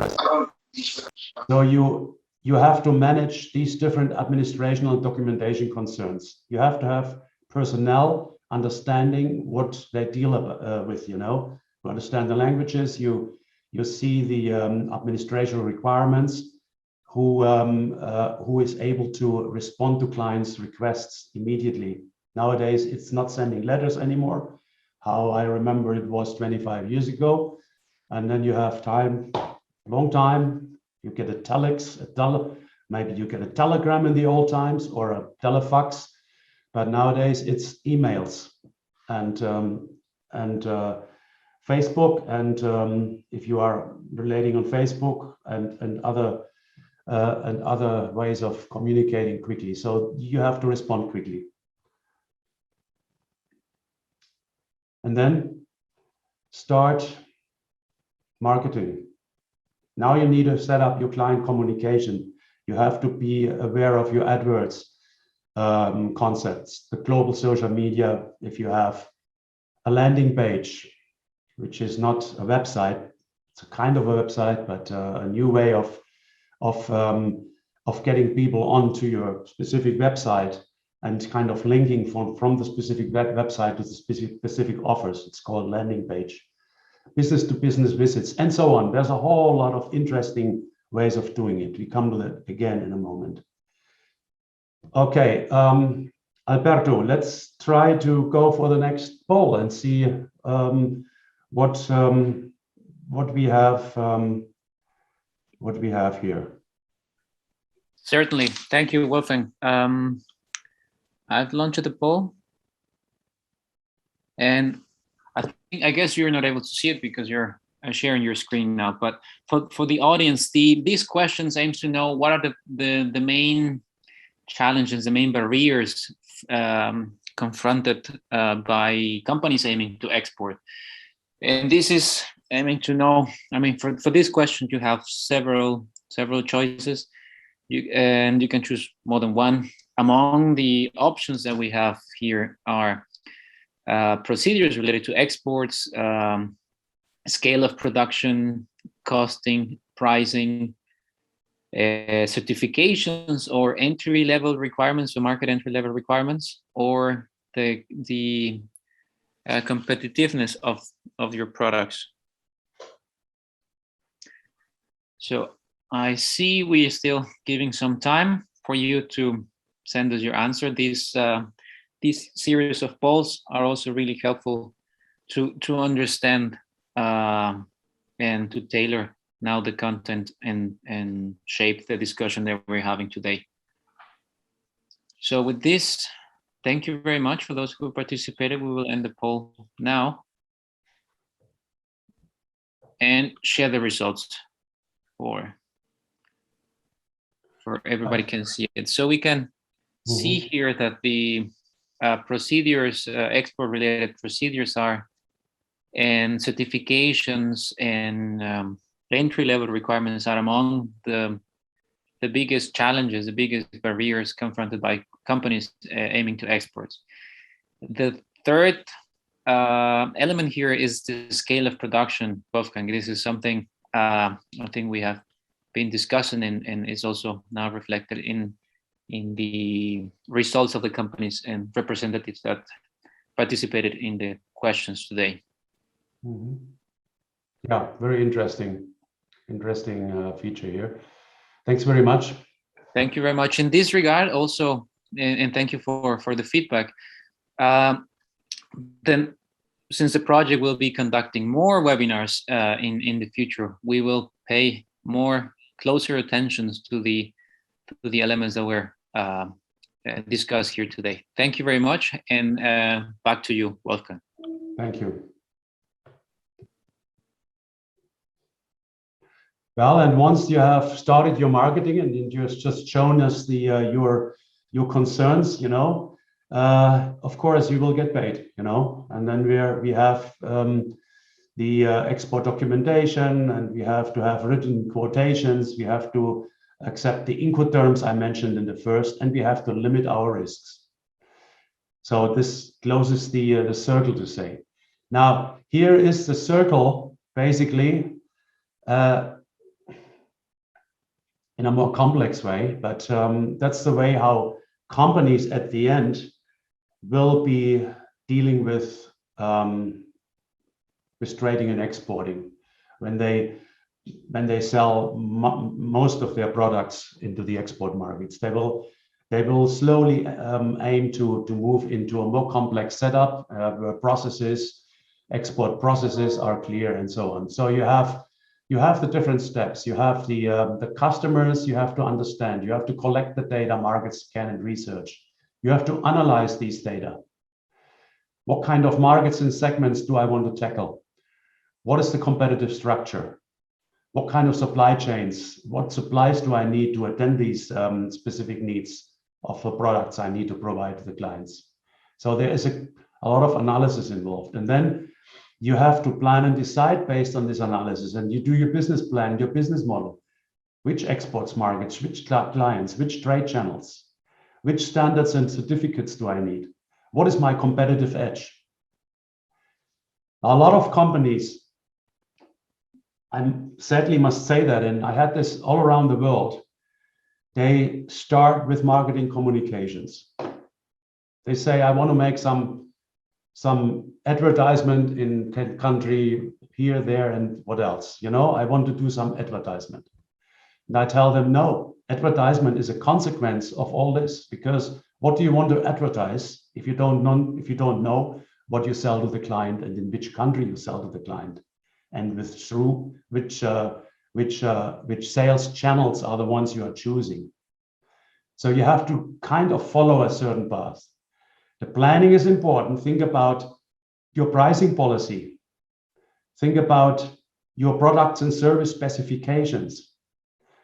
Then once you know that, only then you go into the advertising and your direct marketing, your online marketing, because this is the content, and the content is a consequence of all this. Well, then you have to find a way on how to get to the market through a sales development, sales process, account management, prospecting, forecasting, quotations, negotiations, and finally monitoring.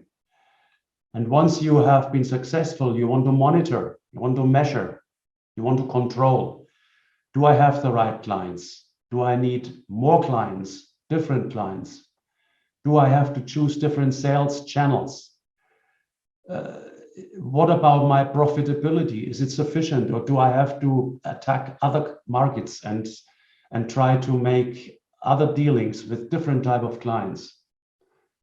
And then you have to see whether you need to optimize your processes, more innovations, other investments. So this is the cycle. You have it in your material when you get it. You can read all these little keywords again. And each and every large company with successful export has all this in place. That's the fact. Well, here are some concerns related to the different steps. You have to collect data. You have to understand the market. You have to do a market scan and a market research, or you have to have someone who does it for you, service provider. You can purchase these things, or maybe some do it for low money. You know, you can do a lot by yourself if you are able to access the internet, and well, most is in English, but some also in Portuguese, but most in English and Spanish and French. Here is and for example, an access to the Eurolex, which is a summary of the EU legislation on food safety. This may respond already some of the questions one of the colleagues made in after the first session. There is agricultural brief, market briefs, organic products. Let me just open this just to show you. You know, imports of organic food products, key developments in 2020. So you get a description of how to deal with the organic product development on the different products, the different related certifications, and so on and so forth. You can see a lot of information you find in these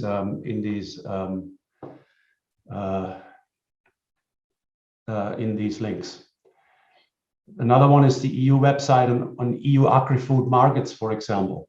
You go in here, so that's something on trade on quotas, for example. You go through the headings here, the homepage on food farming fisheries. So facts and figures, you get all these facts and percentages from the EU. Agri-food data portal, very interesting for you to find agri-food data from the EU in terms of export imports and agri-food markets. And here we are on trade and quotas. So you get tariff quotas and different concerns about different products, animal, plant products, apples, tomatoes, rice, cereals, and so on and so forth. So there is a huge selection of material available. There is EPA SADC agri-food trade statistics from the EU. You see the link here. EU policy EPA and SADC. Our Eurostat, which is the statistics websites and portal, has a huge amount of interesting EU statistics which you can scan. So this I call macro data, which is basically free of charge. So it's all there for you to check. This is the market scan part. Now then let's go to the analysis part. Well, here we are a little bit more into the market research and analysis, also for you to start doing it yourself. There are a lot of market information websites around. The focus depends on products, market segments, focus target segments, and so on. You can do some own research, market visits. BioFach is a huge trade fair in Germany, the global trade fair on bio products. And just a second, get here some details.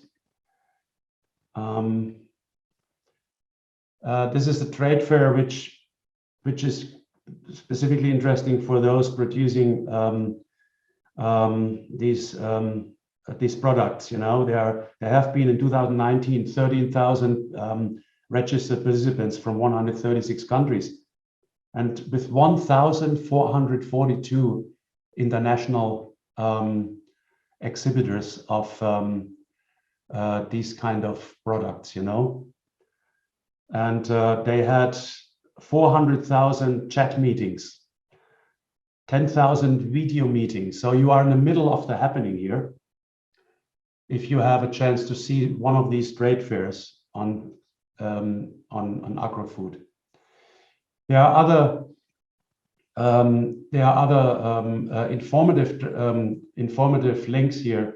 ITC, International Trade Center in Geneva, has beautiful trade maps, trade statistics for international business development. We're here for agri-food products. You know, you can see, for example, for the exporter in the world market, this is what Mozambique is exporting, and you see the different colors here. Cashew nuts, export potential 132.9 million, and the untapped potential is only 69 million. You can see cashew, there's the dark green and the bright green. Nuts even less. You know, sesame seeds, there's a lot of untapped potential. You know, we don't talk about aluminum, of course. So you can see there is a huge amount of information for you freely available. Just go to the other, some market information from CPI. This is the touch from the foreign ministry, the Dutch a Dutch website, a kind of entity who specialized on market information for entry information to export markets in the EU for agro products and others. Just check on the CPI EU website. So this is the in-depth market information. You, of course, can also purchase reports for payment, which is more the in-depth reports required when you go into a market, you want to open a very specific business in a specific market, you want to export a specific brand and these kind of things. This is a different level. Now, what do you have specifically on export market analysis? I mean, you have to have certain details. You have to find out certain things. One, for example, relates to the market profile. You have to understand the market characteristics for a product. You have to understand the competitive profile, the distribution method, how many competitors, the competitive strengths of your competitors. What is your competitive edge compared to these main competitors? You have to understand your distribution profile.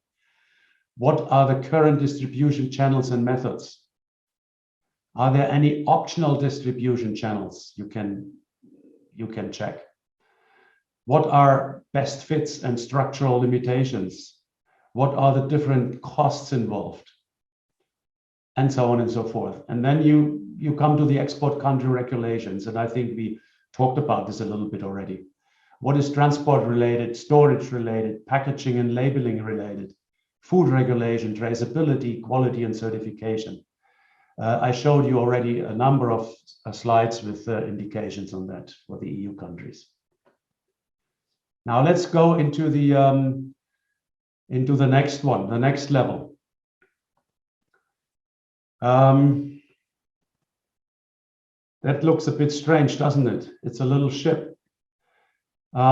It talks about three elements which are important: market segmentation, market positioning, and market differentiation.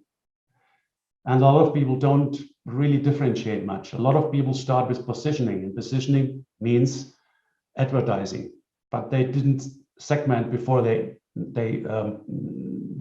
advertised.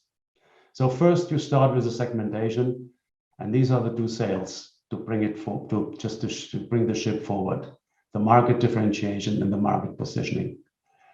So market segmentation and differentiation and positioning are important elements. What is all about? You start with market segmentation. That's the first step. And then you develop, you identify your specific criteria for the specific market, and you develop the profiles of the selected segments.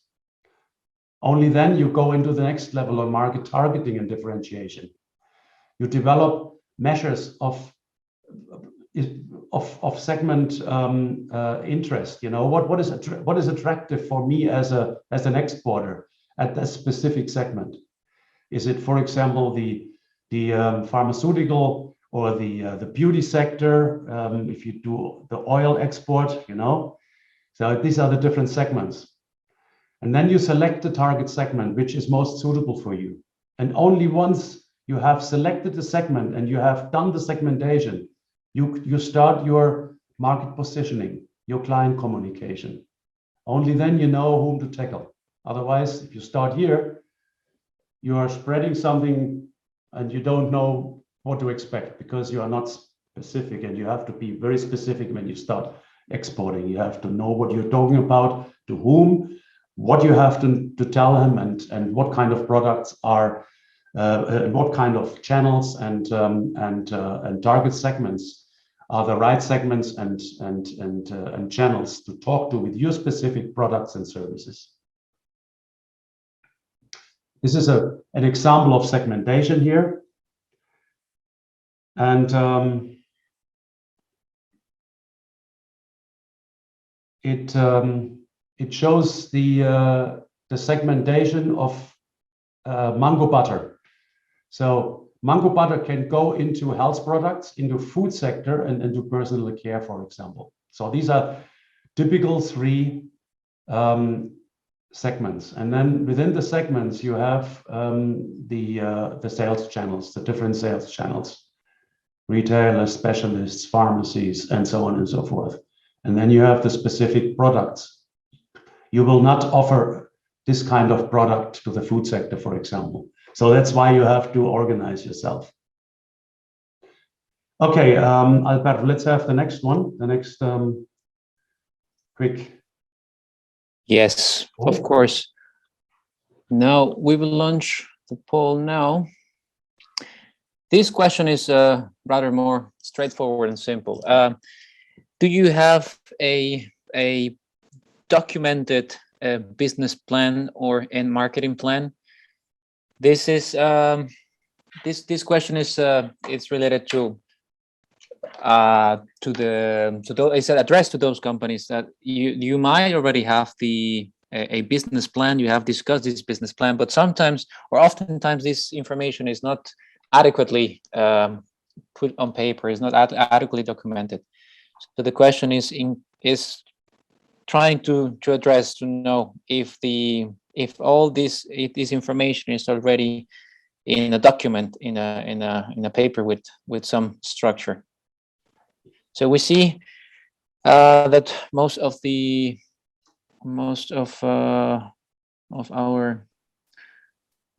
audience have participated. Thank you very much for your answers. We're giving some more minutes for those that have not yet sent their answers. Okay, and then we will end the poll now and share the results. So Wolfgang, as we can see here, 55%, more than half of the audience of the company representatives today have already a business plan or marketing plan in a documented form, whereas 32% have they have not. Mm-hmm. Okay. So very interesting results. Thank you again for your participation, and back to you, Wolfgang. Thank you very much. Okay, yeah. Well, then you have part of your marketing plans, have you already? Let's see if you have the right stuff in your marketing plans. I'm going to show you a few more examples here. We are going into the implementation phase now in our export process. And one, that's a bit picturesque, but it shows the different activities, the different key points, is the business model. You know, you would like to have a clearly defined business model, which has a couple of main concerns. Your key activities, you have to formulate your key activities, which is the products you have, your services. You have to have your customers, your focus customers, and this is important. Based on these two elements, you have to be able to create a value proposition, product which is of value to the client. Probably not only the raw and primary product, but an upgraded processed product, tins or whatever, or marmalade, I don't know, but it depends on the product, or dried fruits, whatever it is. Well, then you have to talk about key partners. What do I have to have from the sourcing part? New seeds, I have to have glasses or tins or whatever. What are all these costs involved? I have to make my costing for all the key resources I need. I have to understand all my channels, you know, sales channels, transport channels, also costs involved. And then I have to make a comparison whether my costs and revenues are in a positive relationship. So all this is a bit of planning and a lot of discussion in between the company. Best proposal is to have someone from the outside, a consultant or some business support entity in Mozambique moderating this process. This is a simplified one. it shows exactly that. It's about the partners, suppliers, value creating activities and resources. It's about the value product, the value proposition, your product. It's about distribution channels, customers, and then you have a cost structure and a revenue stream. And this hopefully is in a positive relationship. Let's talk about some marketing mix concerns. So this is just some simple marketing concerns. I go through rather quickly here. You have to have certain points and issues in place before you start export. You have to have the products and services. You have to have a calculated price, which is based on costs and some other aspects I'm coming to show you in a moment. You know, it's like it's not only your price you like to ask at the export market. It's also something the client accepts to pay. It's the place. You remember we talked about the distribution channels, and it's the promotion. Make customers aware, communications, different ways of communication, different channels of communication. We call it the 4 Ps. That's a very old kind of model, but it still applies the same way. Now I have a few more points here, which I call a kind of update, say, for you, you know. Increasing complexity, but also increasing your extended marketing mix.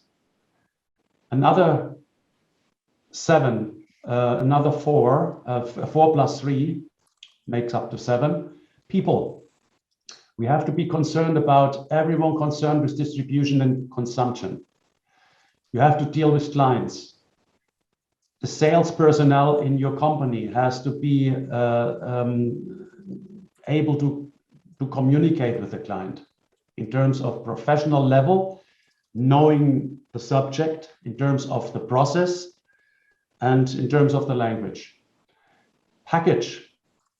All the added value offered to export customers. Think about more than just the product. Think about the packaging. Think about private branding.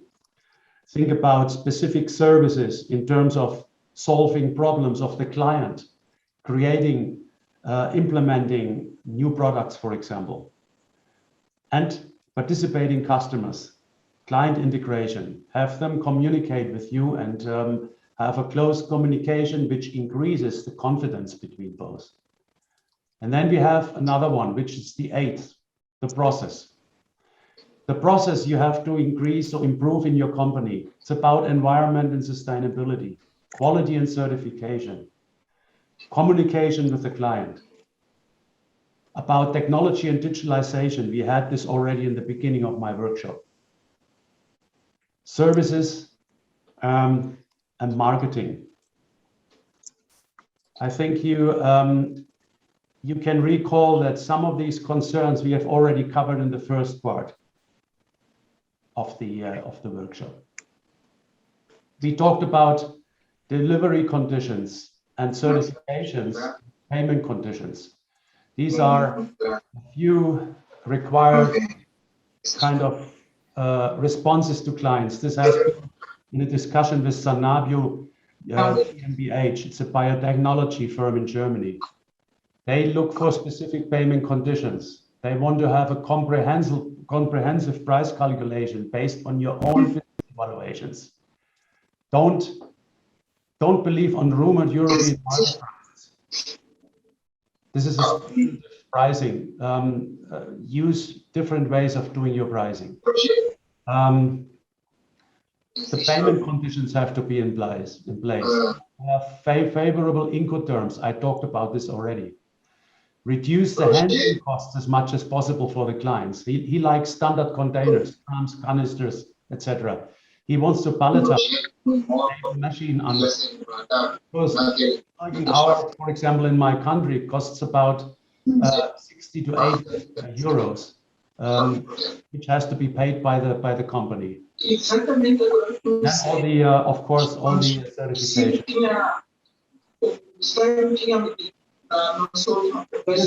Here's a small checklist, which probably helps you to go quickly through your requirements. Does your export price reflect the perceived quality of the product? Ask yourself. Is the importer aware of the basis of your price quotation? The quotation has to cover one of these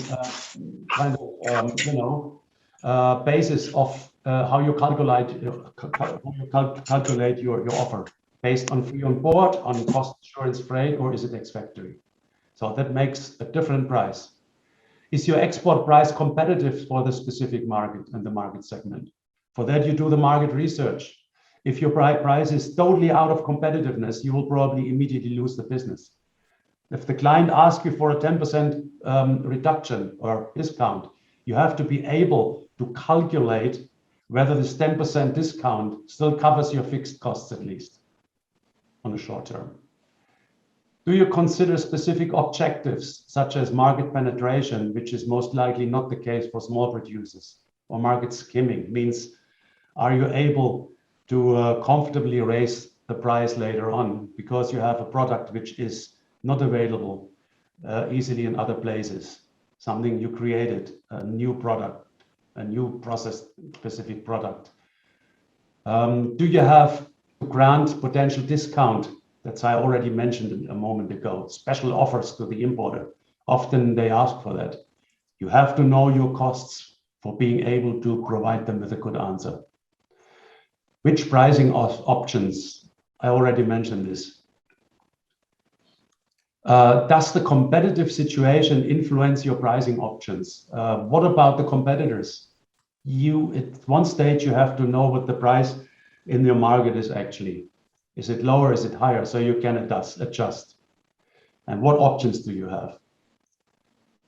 And do you differentiate between sales channels? Well, I have told you already, you have to know whether it's a wholesaler, retailer, or an importer. There are different prices, different ways to offer and to talk, to offer your proposed export products, set the prices, talk details, and so on.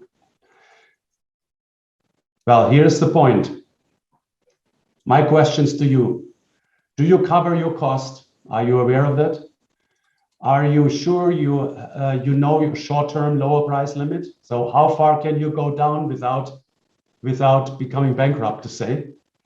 Did you plan for unseen circumstances?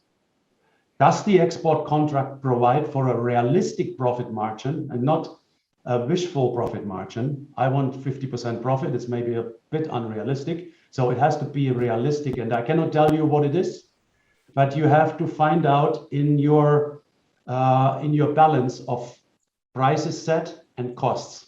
This is the price cost issue a little bit. Quickly here, I won't go much into detail. It's called a break-even analysis. For those who haven't seen it, I show you quickly what it is. For those who have seen it before, go into details on the internet. It is highly enlightening. If you see here, these are your sales in millions or thousands, whatever, and this is the sales volume. The fixed cost is the red line. That means you have the same cost regardless how much you sell. This is why it's a fixed cost. You have to pay the same cost if you sell only 5,000 or you sell 30,000. So imagine the fixed cost is up here. That would be complicated. So the fixed cost has to be reduced as much as possible. You have to know your fixed cost. This red spot is called the short-term price level, which only covers your fixed costs. You can see here, these are the sales. So you're selling more and more. I put it in a straight line, and you can see here when I sell 10,000, I have a turnover of 1,000 roughly, or 30,000, I have a turnover of 2,250. If you sell, if your sales volume is here at that specific price, 500, then you're only covering your fixed costs. What do you want to do? You want to cover your overall costs, which is the break-even point. Overall costs means fixed costs plus your variable costs, your total expenses. 20,000 at this price would cover your costs. So anything below here will not cover your costs. Only up here you're having your profit. You can see it kind of getting like it's moving like this.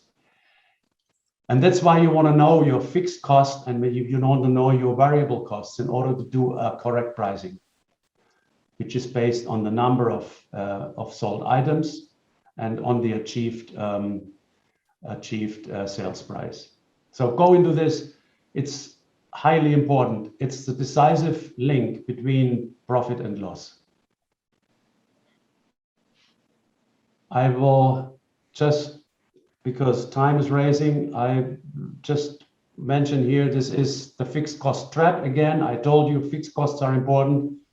You can read these in more details, and this is about what is fixed costs, depreciation, advertising, and so on and so forth. It just shows you a little bit what you have to consider as fixed costs. What about communication to clients? As you can see here, the communication of benefits to clients. This is advertisement now. It's not only about products and services. I mean, this is the basic. I even say sometimes products are not the most important thing, because if you don't have a product, you would not be in the market, strictly said. So you are having your product, that's it, you know. Now you can only upgrade your product. That's correct. But what you can do, you can do an added value to your client. You can do some differentiation, communicate benefits to your client segments about differentiated services, about better services, better packaging, and so on and so forth. You have a soft factor and an image. Your company has an image to win or to lose, and you want to be on the winning side. Your company has to have a positive image at the client's desk, because a lot of personnel at the client's desk are dealing with you in the whole export dealing, and these people will mention your name, say that this guy, this person, this company, whatever name, Fruit International Mozambique is a really good. They know what they are talking about. They have a straightforward price list. They delivered in time. I have talked to the owner. He knows what he's doing. He has a vision. He has a plan. He's going to visit me next month, and I'm going to visit them next year. Promise. You can see soft factor and image is highly important. So you want to communicate this to the client as well. That's why your company has to be ready for that. And you have a customer communication program. You have to think about the ways, the different options, how to communicate with your clients, how to promote personal selling, how to to connect the customers to your company, and how to influence the customer's buying decision, which is not only the price decision. I think it's the worst thing to do. Just put your arguments to the price only. It's in most cases a losing game. It's just by experience, you know. You have to think about all these elements. Well, and this closes the circle. This closes the circle, and so we have talked about the different steps. Just give you some spotlights. In other workshops, in visits with from business service providers, from consultants, from anyone external, you can go through these elements in more detail. And this is my final one, and this shows you an important concern I have in terms of organizing your export department and your marketing department. If you are the owner dealing with your business, 100% owner-driven, everything in your hands. You do sourcing, you do marketing, you do production, you do human resources, you do even the transport.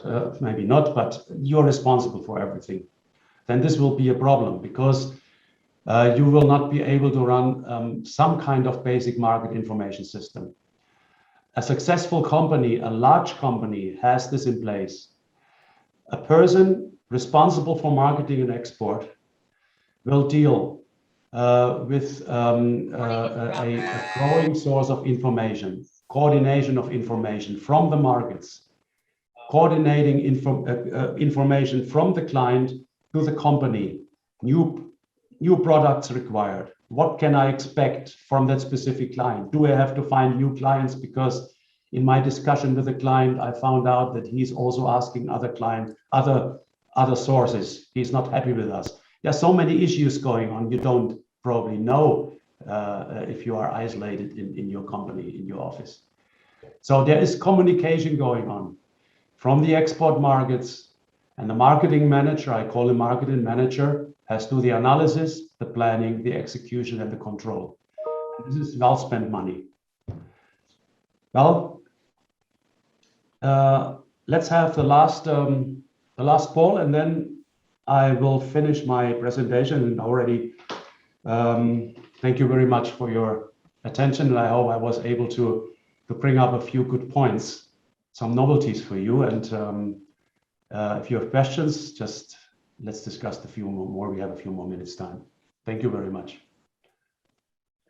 Thank you very much, Wolfgang. We have launched the final poll for this webinar today.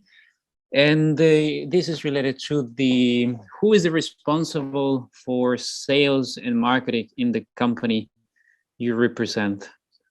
Is this the same owner, or do you have a dedicated personnel to do so?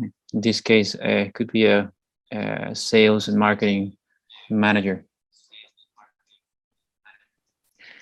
Okay, we're giving some time for the last last answers to come. Yeah, I can do some comment here.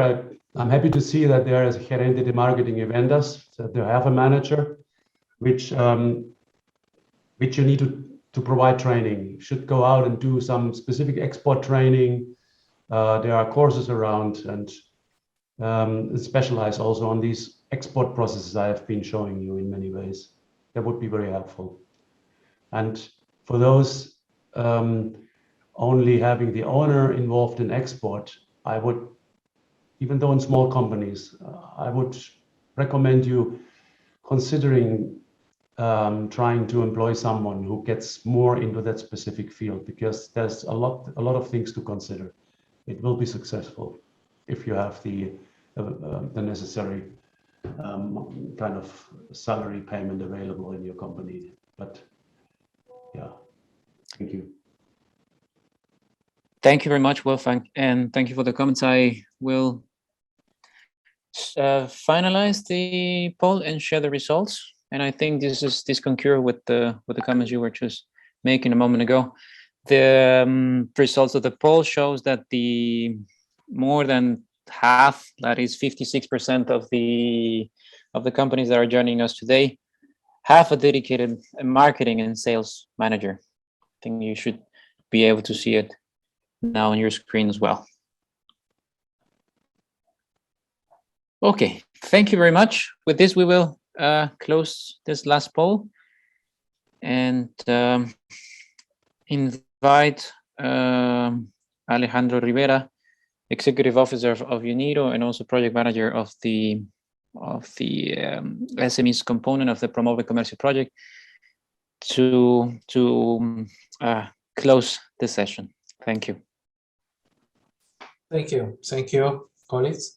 I think it has been a long session today, and I think Wolfgang has made a great effort trying to show us what are the main challenges and the barriers that we may find when designing a business and a marketing plan, but also on how we should try to adapt our marketing strategies and what could be let's say the elements that we need to consider if we really want to succeed in that one. I would like to ask Dr. Sidonio if you would like to say a few words. Sim, muito obrigado, Sr. Alexandre. De facto, foi boas lições e pela natureza da abordagem eu pude reter duas. Diga, está a ouvir agora? Está-me a ouvir? Ok, está-me a ouvir agora? Está-me a ouvir? Ok, muito obrigado, muito obrigado. Dizia eu que, de facto, foi lições aprendidas do especialista na questão do desenvolvimento de mercados com foco à exportação. Na abordagem, eu pude reter aqui dois aspectos muito importantes. Uma relacionada daquilo que são o ambiente situacional do mercado europeu e o nível de exigência do mercado europeu, tendo em conta os seus consumidores. Daí a chamada desafios da parte moçambicana, das empresas moçambicanas, para cumprir com esse nível de exigência do mercado europeu.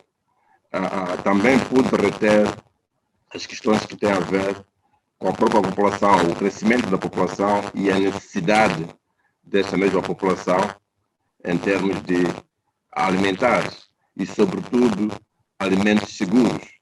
E esses alimentos seguros estão relacionados com os requisitos exigidos, não só no mercado europeu, como também asiático, que estão associados a algumas regulamentações, se não normas, que têm a ver com alimentos seguros.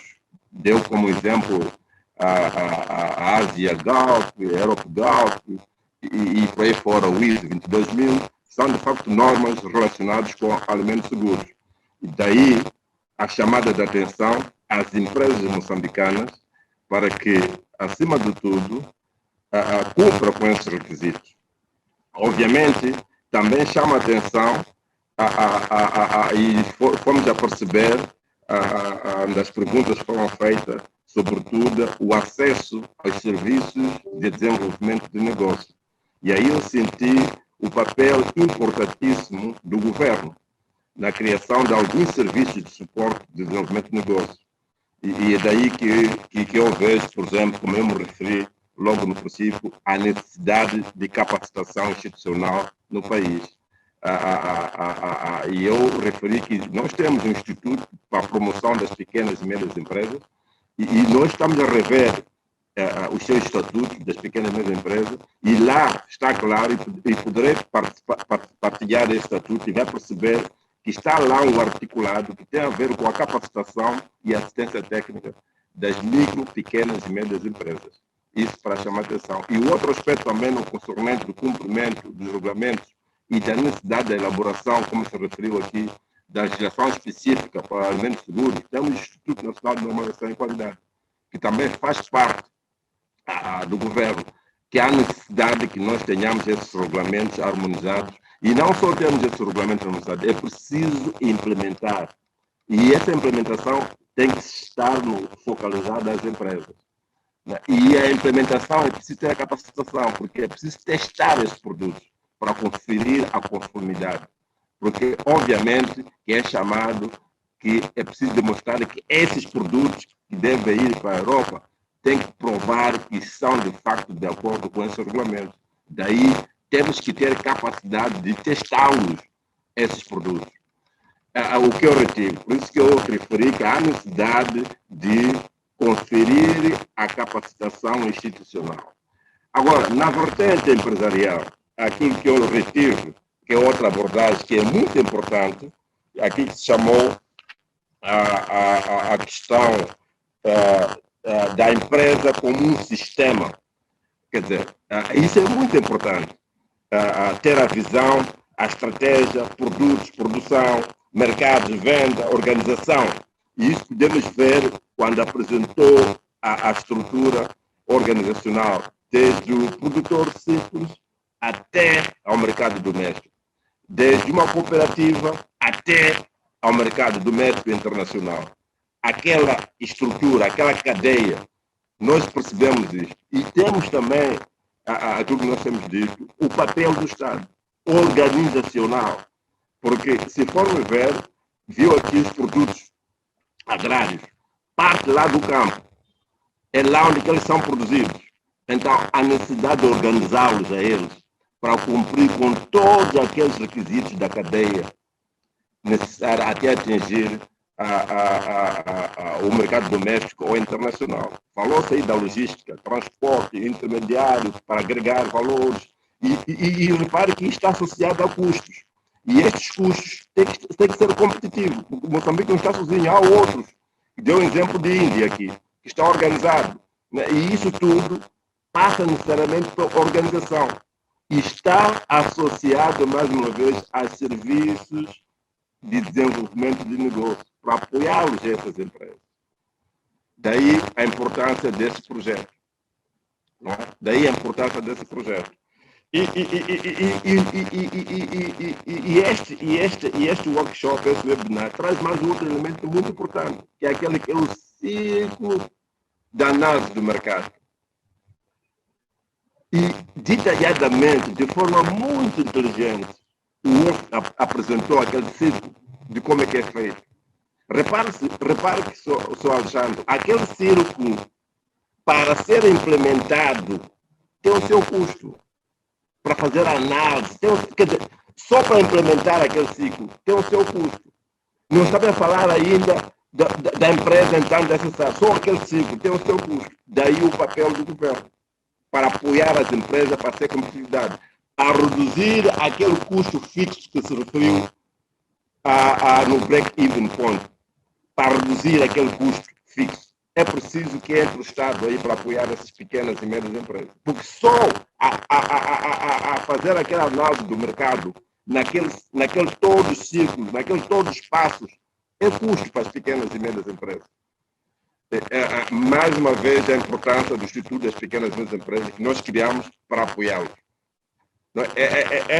Esta que é a imagem que eu pude reter neste webinar e dizer de facto que é muito, muito importante que nós entendamos e que tenhamos o apoio deste programa.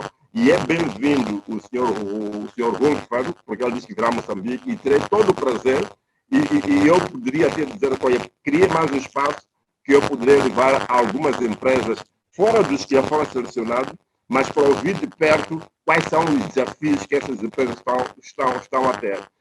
Há desafios da própria empresa interna, os aspectos internos, aspectos do próprio negócio todo, mas há desafios externos, como acessar a esse mercado, a escala, a logística, a cabotagem marítima, como fazer chegar esse produto à Europa, né? Olhando exatamente aquele nosso produtor que está na Zambésia, que está em Pemba. Portanto, são esses aspectos que eu julgo que vamos ter que trabalhar juntos para fortalecer as nossas pequenas e médias empresas rumo à exportação, mas antes temos que assegurar que elas provem que conseguem penetrar no mercado doméstico. Senhor Holzford referiu-se ao Made in Moçambique. Sim, o Made in Moçambique é o tal mecanismo que o governo quer implementar e está implementando, trazendo esses elementos que se referiu. Esses elementos que se referiu, que tem a ver com a competitividade. Nós vamos melhorar, porque é a partir do Made in Moçambique que nós queremos conferir todos esses elementos da competitividade competitividade regional e internacional, que tem a ver com a certificação, com a digitalização, porque hoje estamos na era de Covid, tem a ver com investimentos. Devo referir que nós estamos a rever a lei de investimento neste momento, para criar condições para que essas empresas possam usufruir dos benefícios deste investimento. E também tem a ver com a criação de valor, agregar valor aos produtos locais e distribuí-los de forma competitiva. E, acima de tudo, é preciso garantir boa imagem, como se referiu, ter a marca registrada, a propriedade industrial registrada. Nós temos essa instituição também. A embalagem, melhoria da embalagem, a tal imagem que se referiu, é um grande desafio que nós estamos a ter dos nossos produtos. Nós podemos ter bons produtos, mas se a imagem não está lá, se a marca não é registrada, todos esses aspectos nós estamos a tentar agregar e pôr dentro daquilo que nós chamamos de Made in Moçambique, onde o governo vai dar a sua mão para apoiar. Como é que o governo pode apoiar? Dizer, ok, se você conseguir reunir, no mínimo, não estamos a dizer todos esses aspectos que o senhor especialista apresentou, mas no mínimo o governo pode alocar ou comprar o seu produto. Comprar o seu produto, aquelas compras do Estado. Então, é um dos indicadores que nós estamos a criar. Portanto, o governo vai ter que reservar, por exemplo, 25% do orçamento do Estado para adquirir esses produtos que se revelar estar de acordo com esses requisitos de competitividade. Já é um impulso. E, a partir daí, já pode se promover para os outros mercados regionais. Portanto, eu devo aqui referir que foi, de facto, uma aula de aprendizagem. E estamos expectantes que, no futuro breve, teremos contato direto com o especialista para, de forma detalhada, nós abordarmos e vermos isto. Referir, de facto, eu vi na estatística que nós temos um papel muito importante. Nós estamos a registrar empresas para poder exportar para os mercados onde nós, como país, temos acordo. Nós registramos. Mas se formos ver o nível de desempenho dessas empresas para esses mercados, é muito baixo. E quando percebermos por que é baixo, simples como isso, a regra de origem. Essa é a primeira questão. Segundo, a qualidade. E a qualidade está associada à certificação. Pelo nível de exigência desses mercados. Nós fizemos o registro para a SADC, o mercado da SADC, para a União Europeia, para a China e para agora Reino Unido. Mas temos grandes desafios das nossas empresas cumprir com todos aqueles requisitos exigidos nesses acordos comerciais que nós temos. Por isso, eu vejo uma grande oportunidade para as empresas que estão inscritas nesse projeto de tirar a mais-valia e se poder capacitar para o acesso aos mercados. Muito obrigado pela oportunidade que me dá. Thank you very much, Dr. Sidonio, for your very important words and also for providing us with a roadmap on what are the key elements that we will need to continue touching and trying to develop through this type of activities, the workshop, but also with other actions that the project has conceived to support the companies in Mozambique. We really take note, and we are very glad to comment to you that we will be trying to accompany your directorate in the improving or strengthening the Made in Mozambique process that you have. We have agreed this internally, and we wanted to communicate this to you through this occasion. And the second thing is that we take note on the participants' identification of different challenges that they are facing when exporting to any country in general, and particularly regarding certification requirements, procedures for exports, and scale of production. This will make will shape our next webinars, yeah, where we will be putting more focus on this.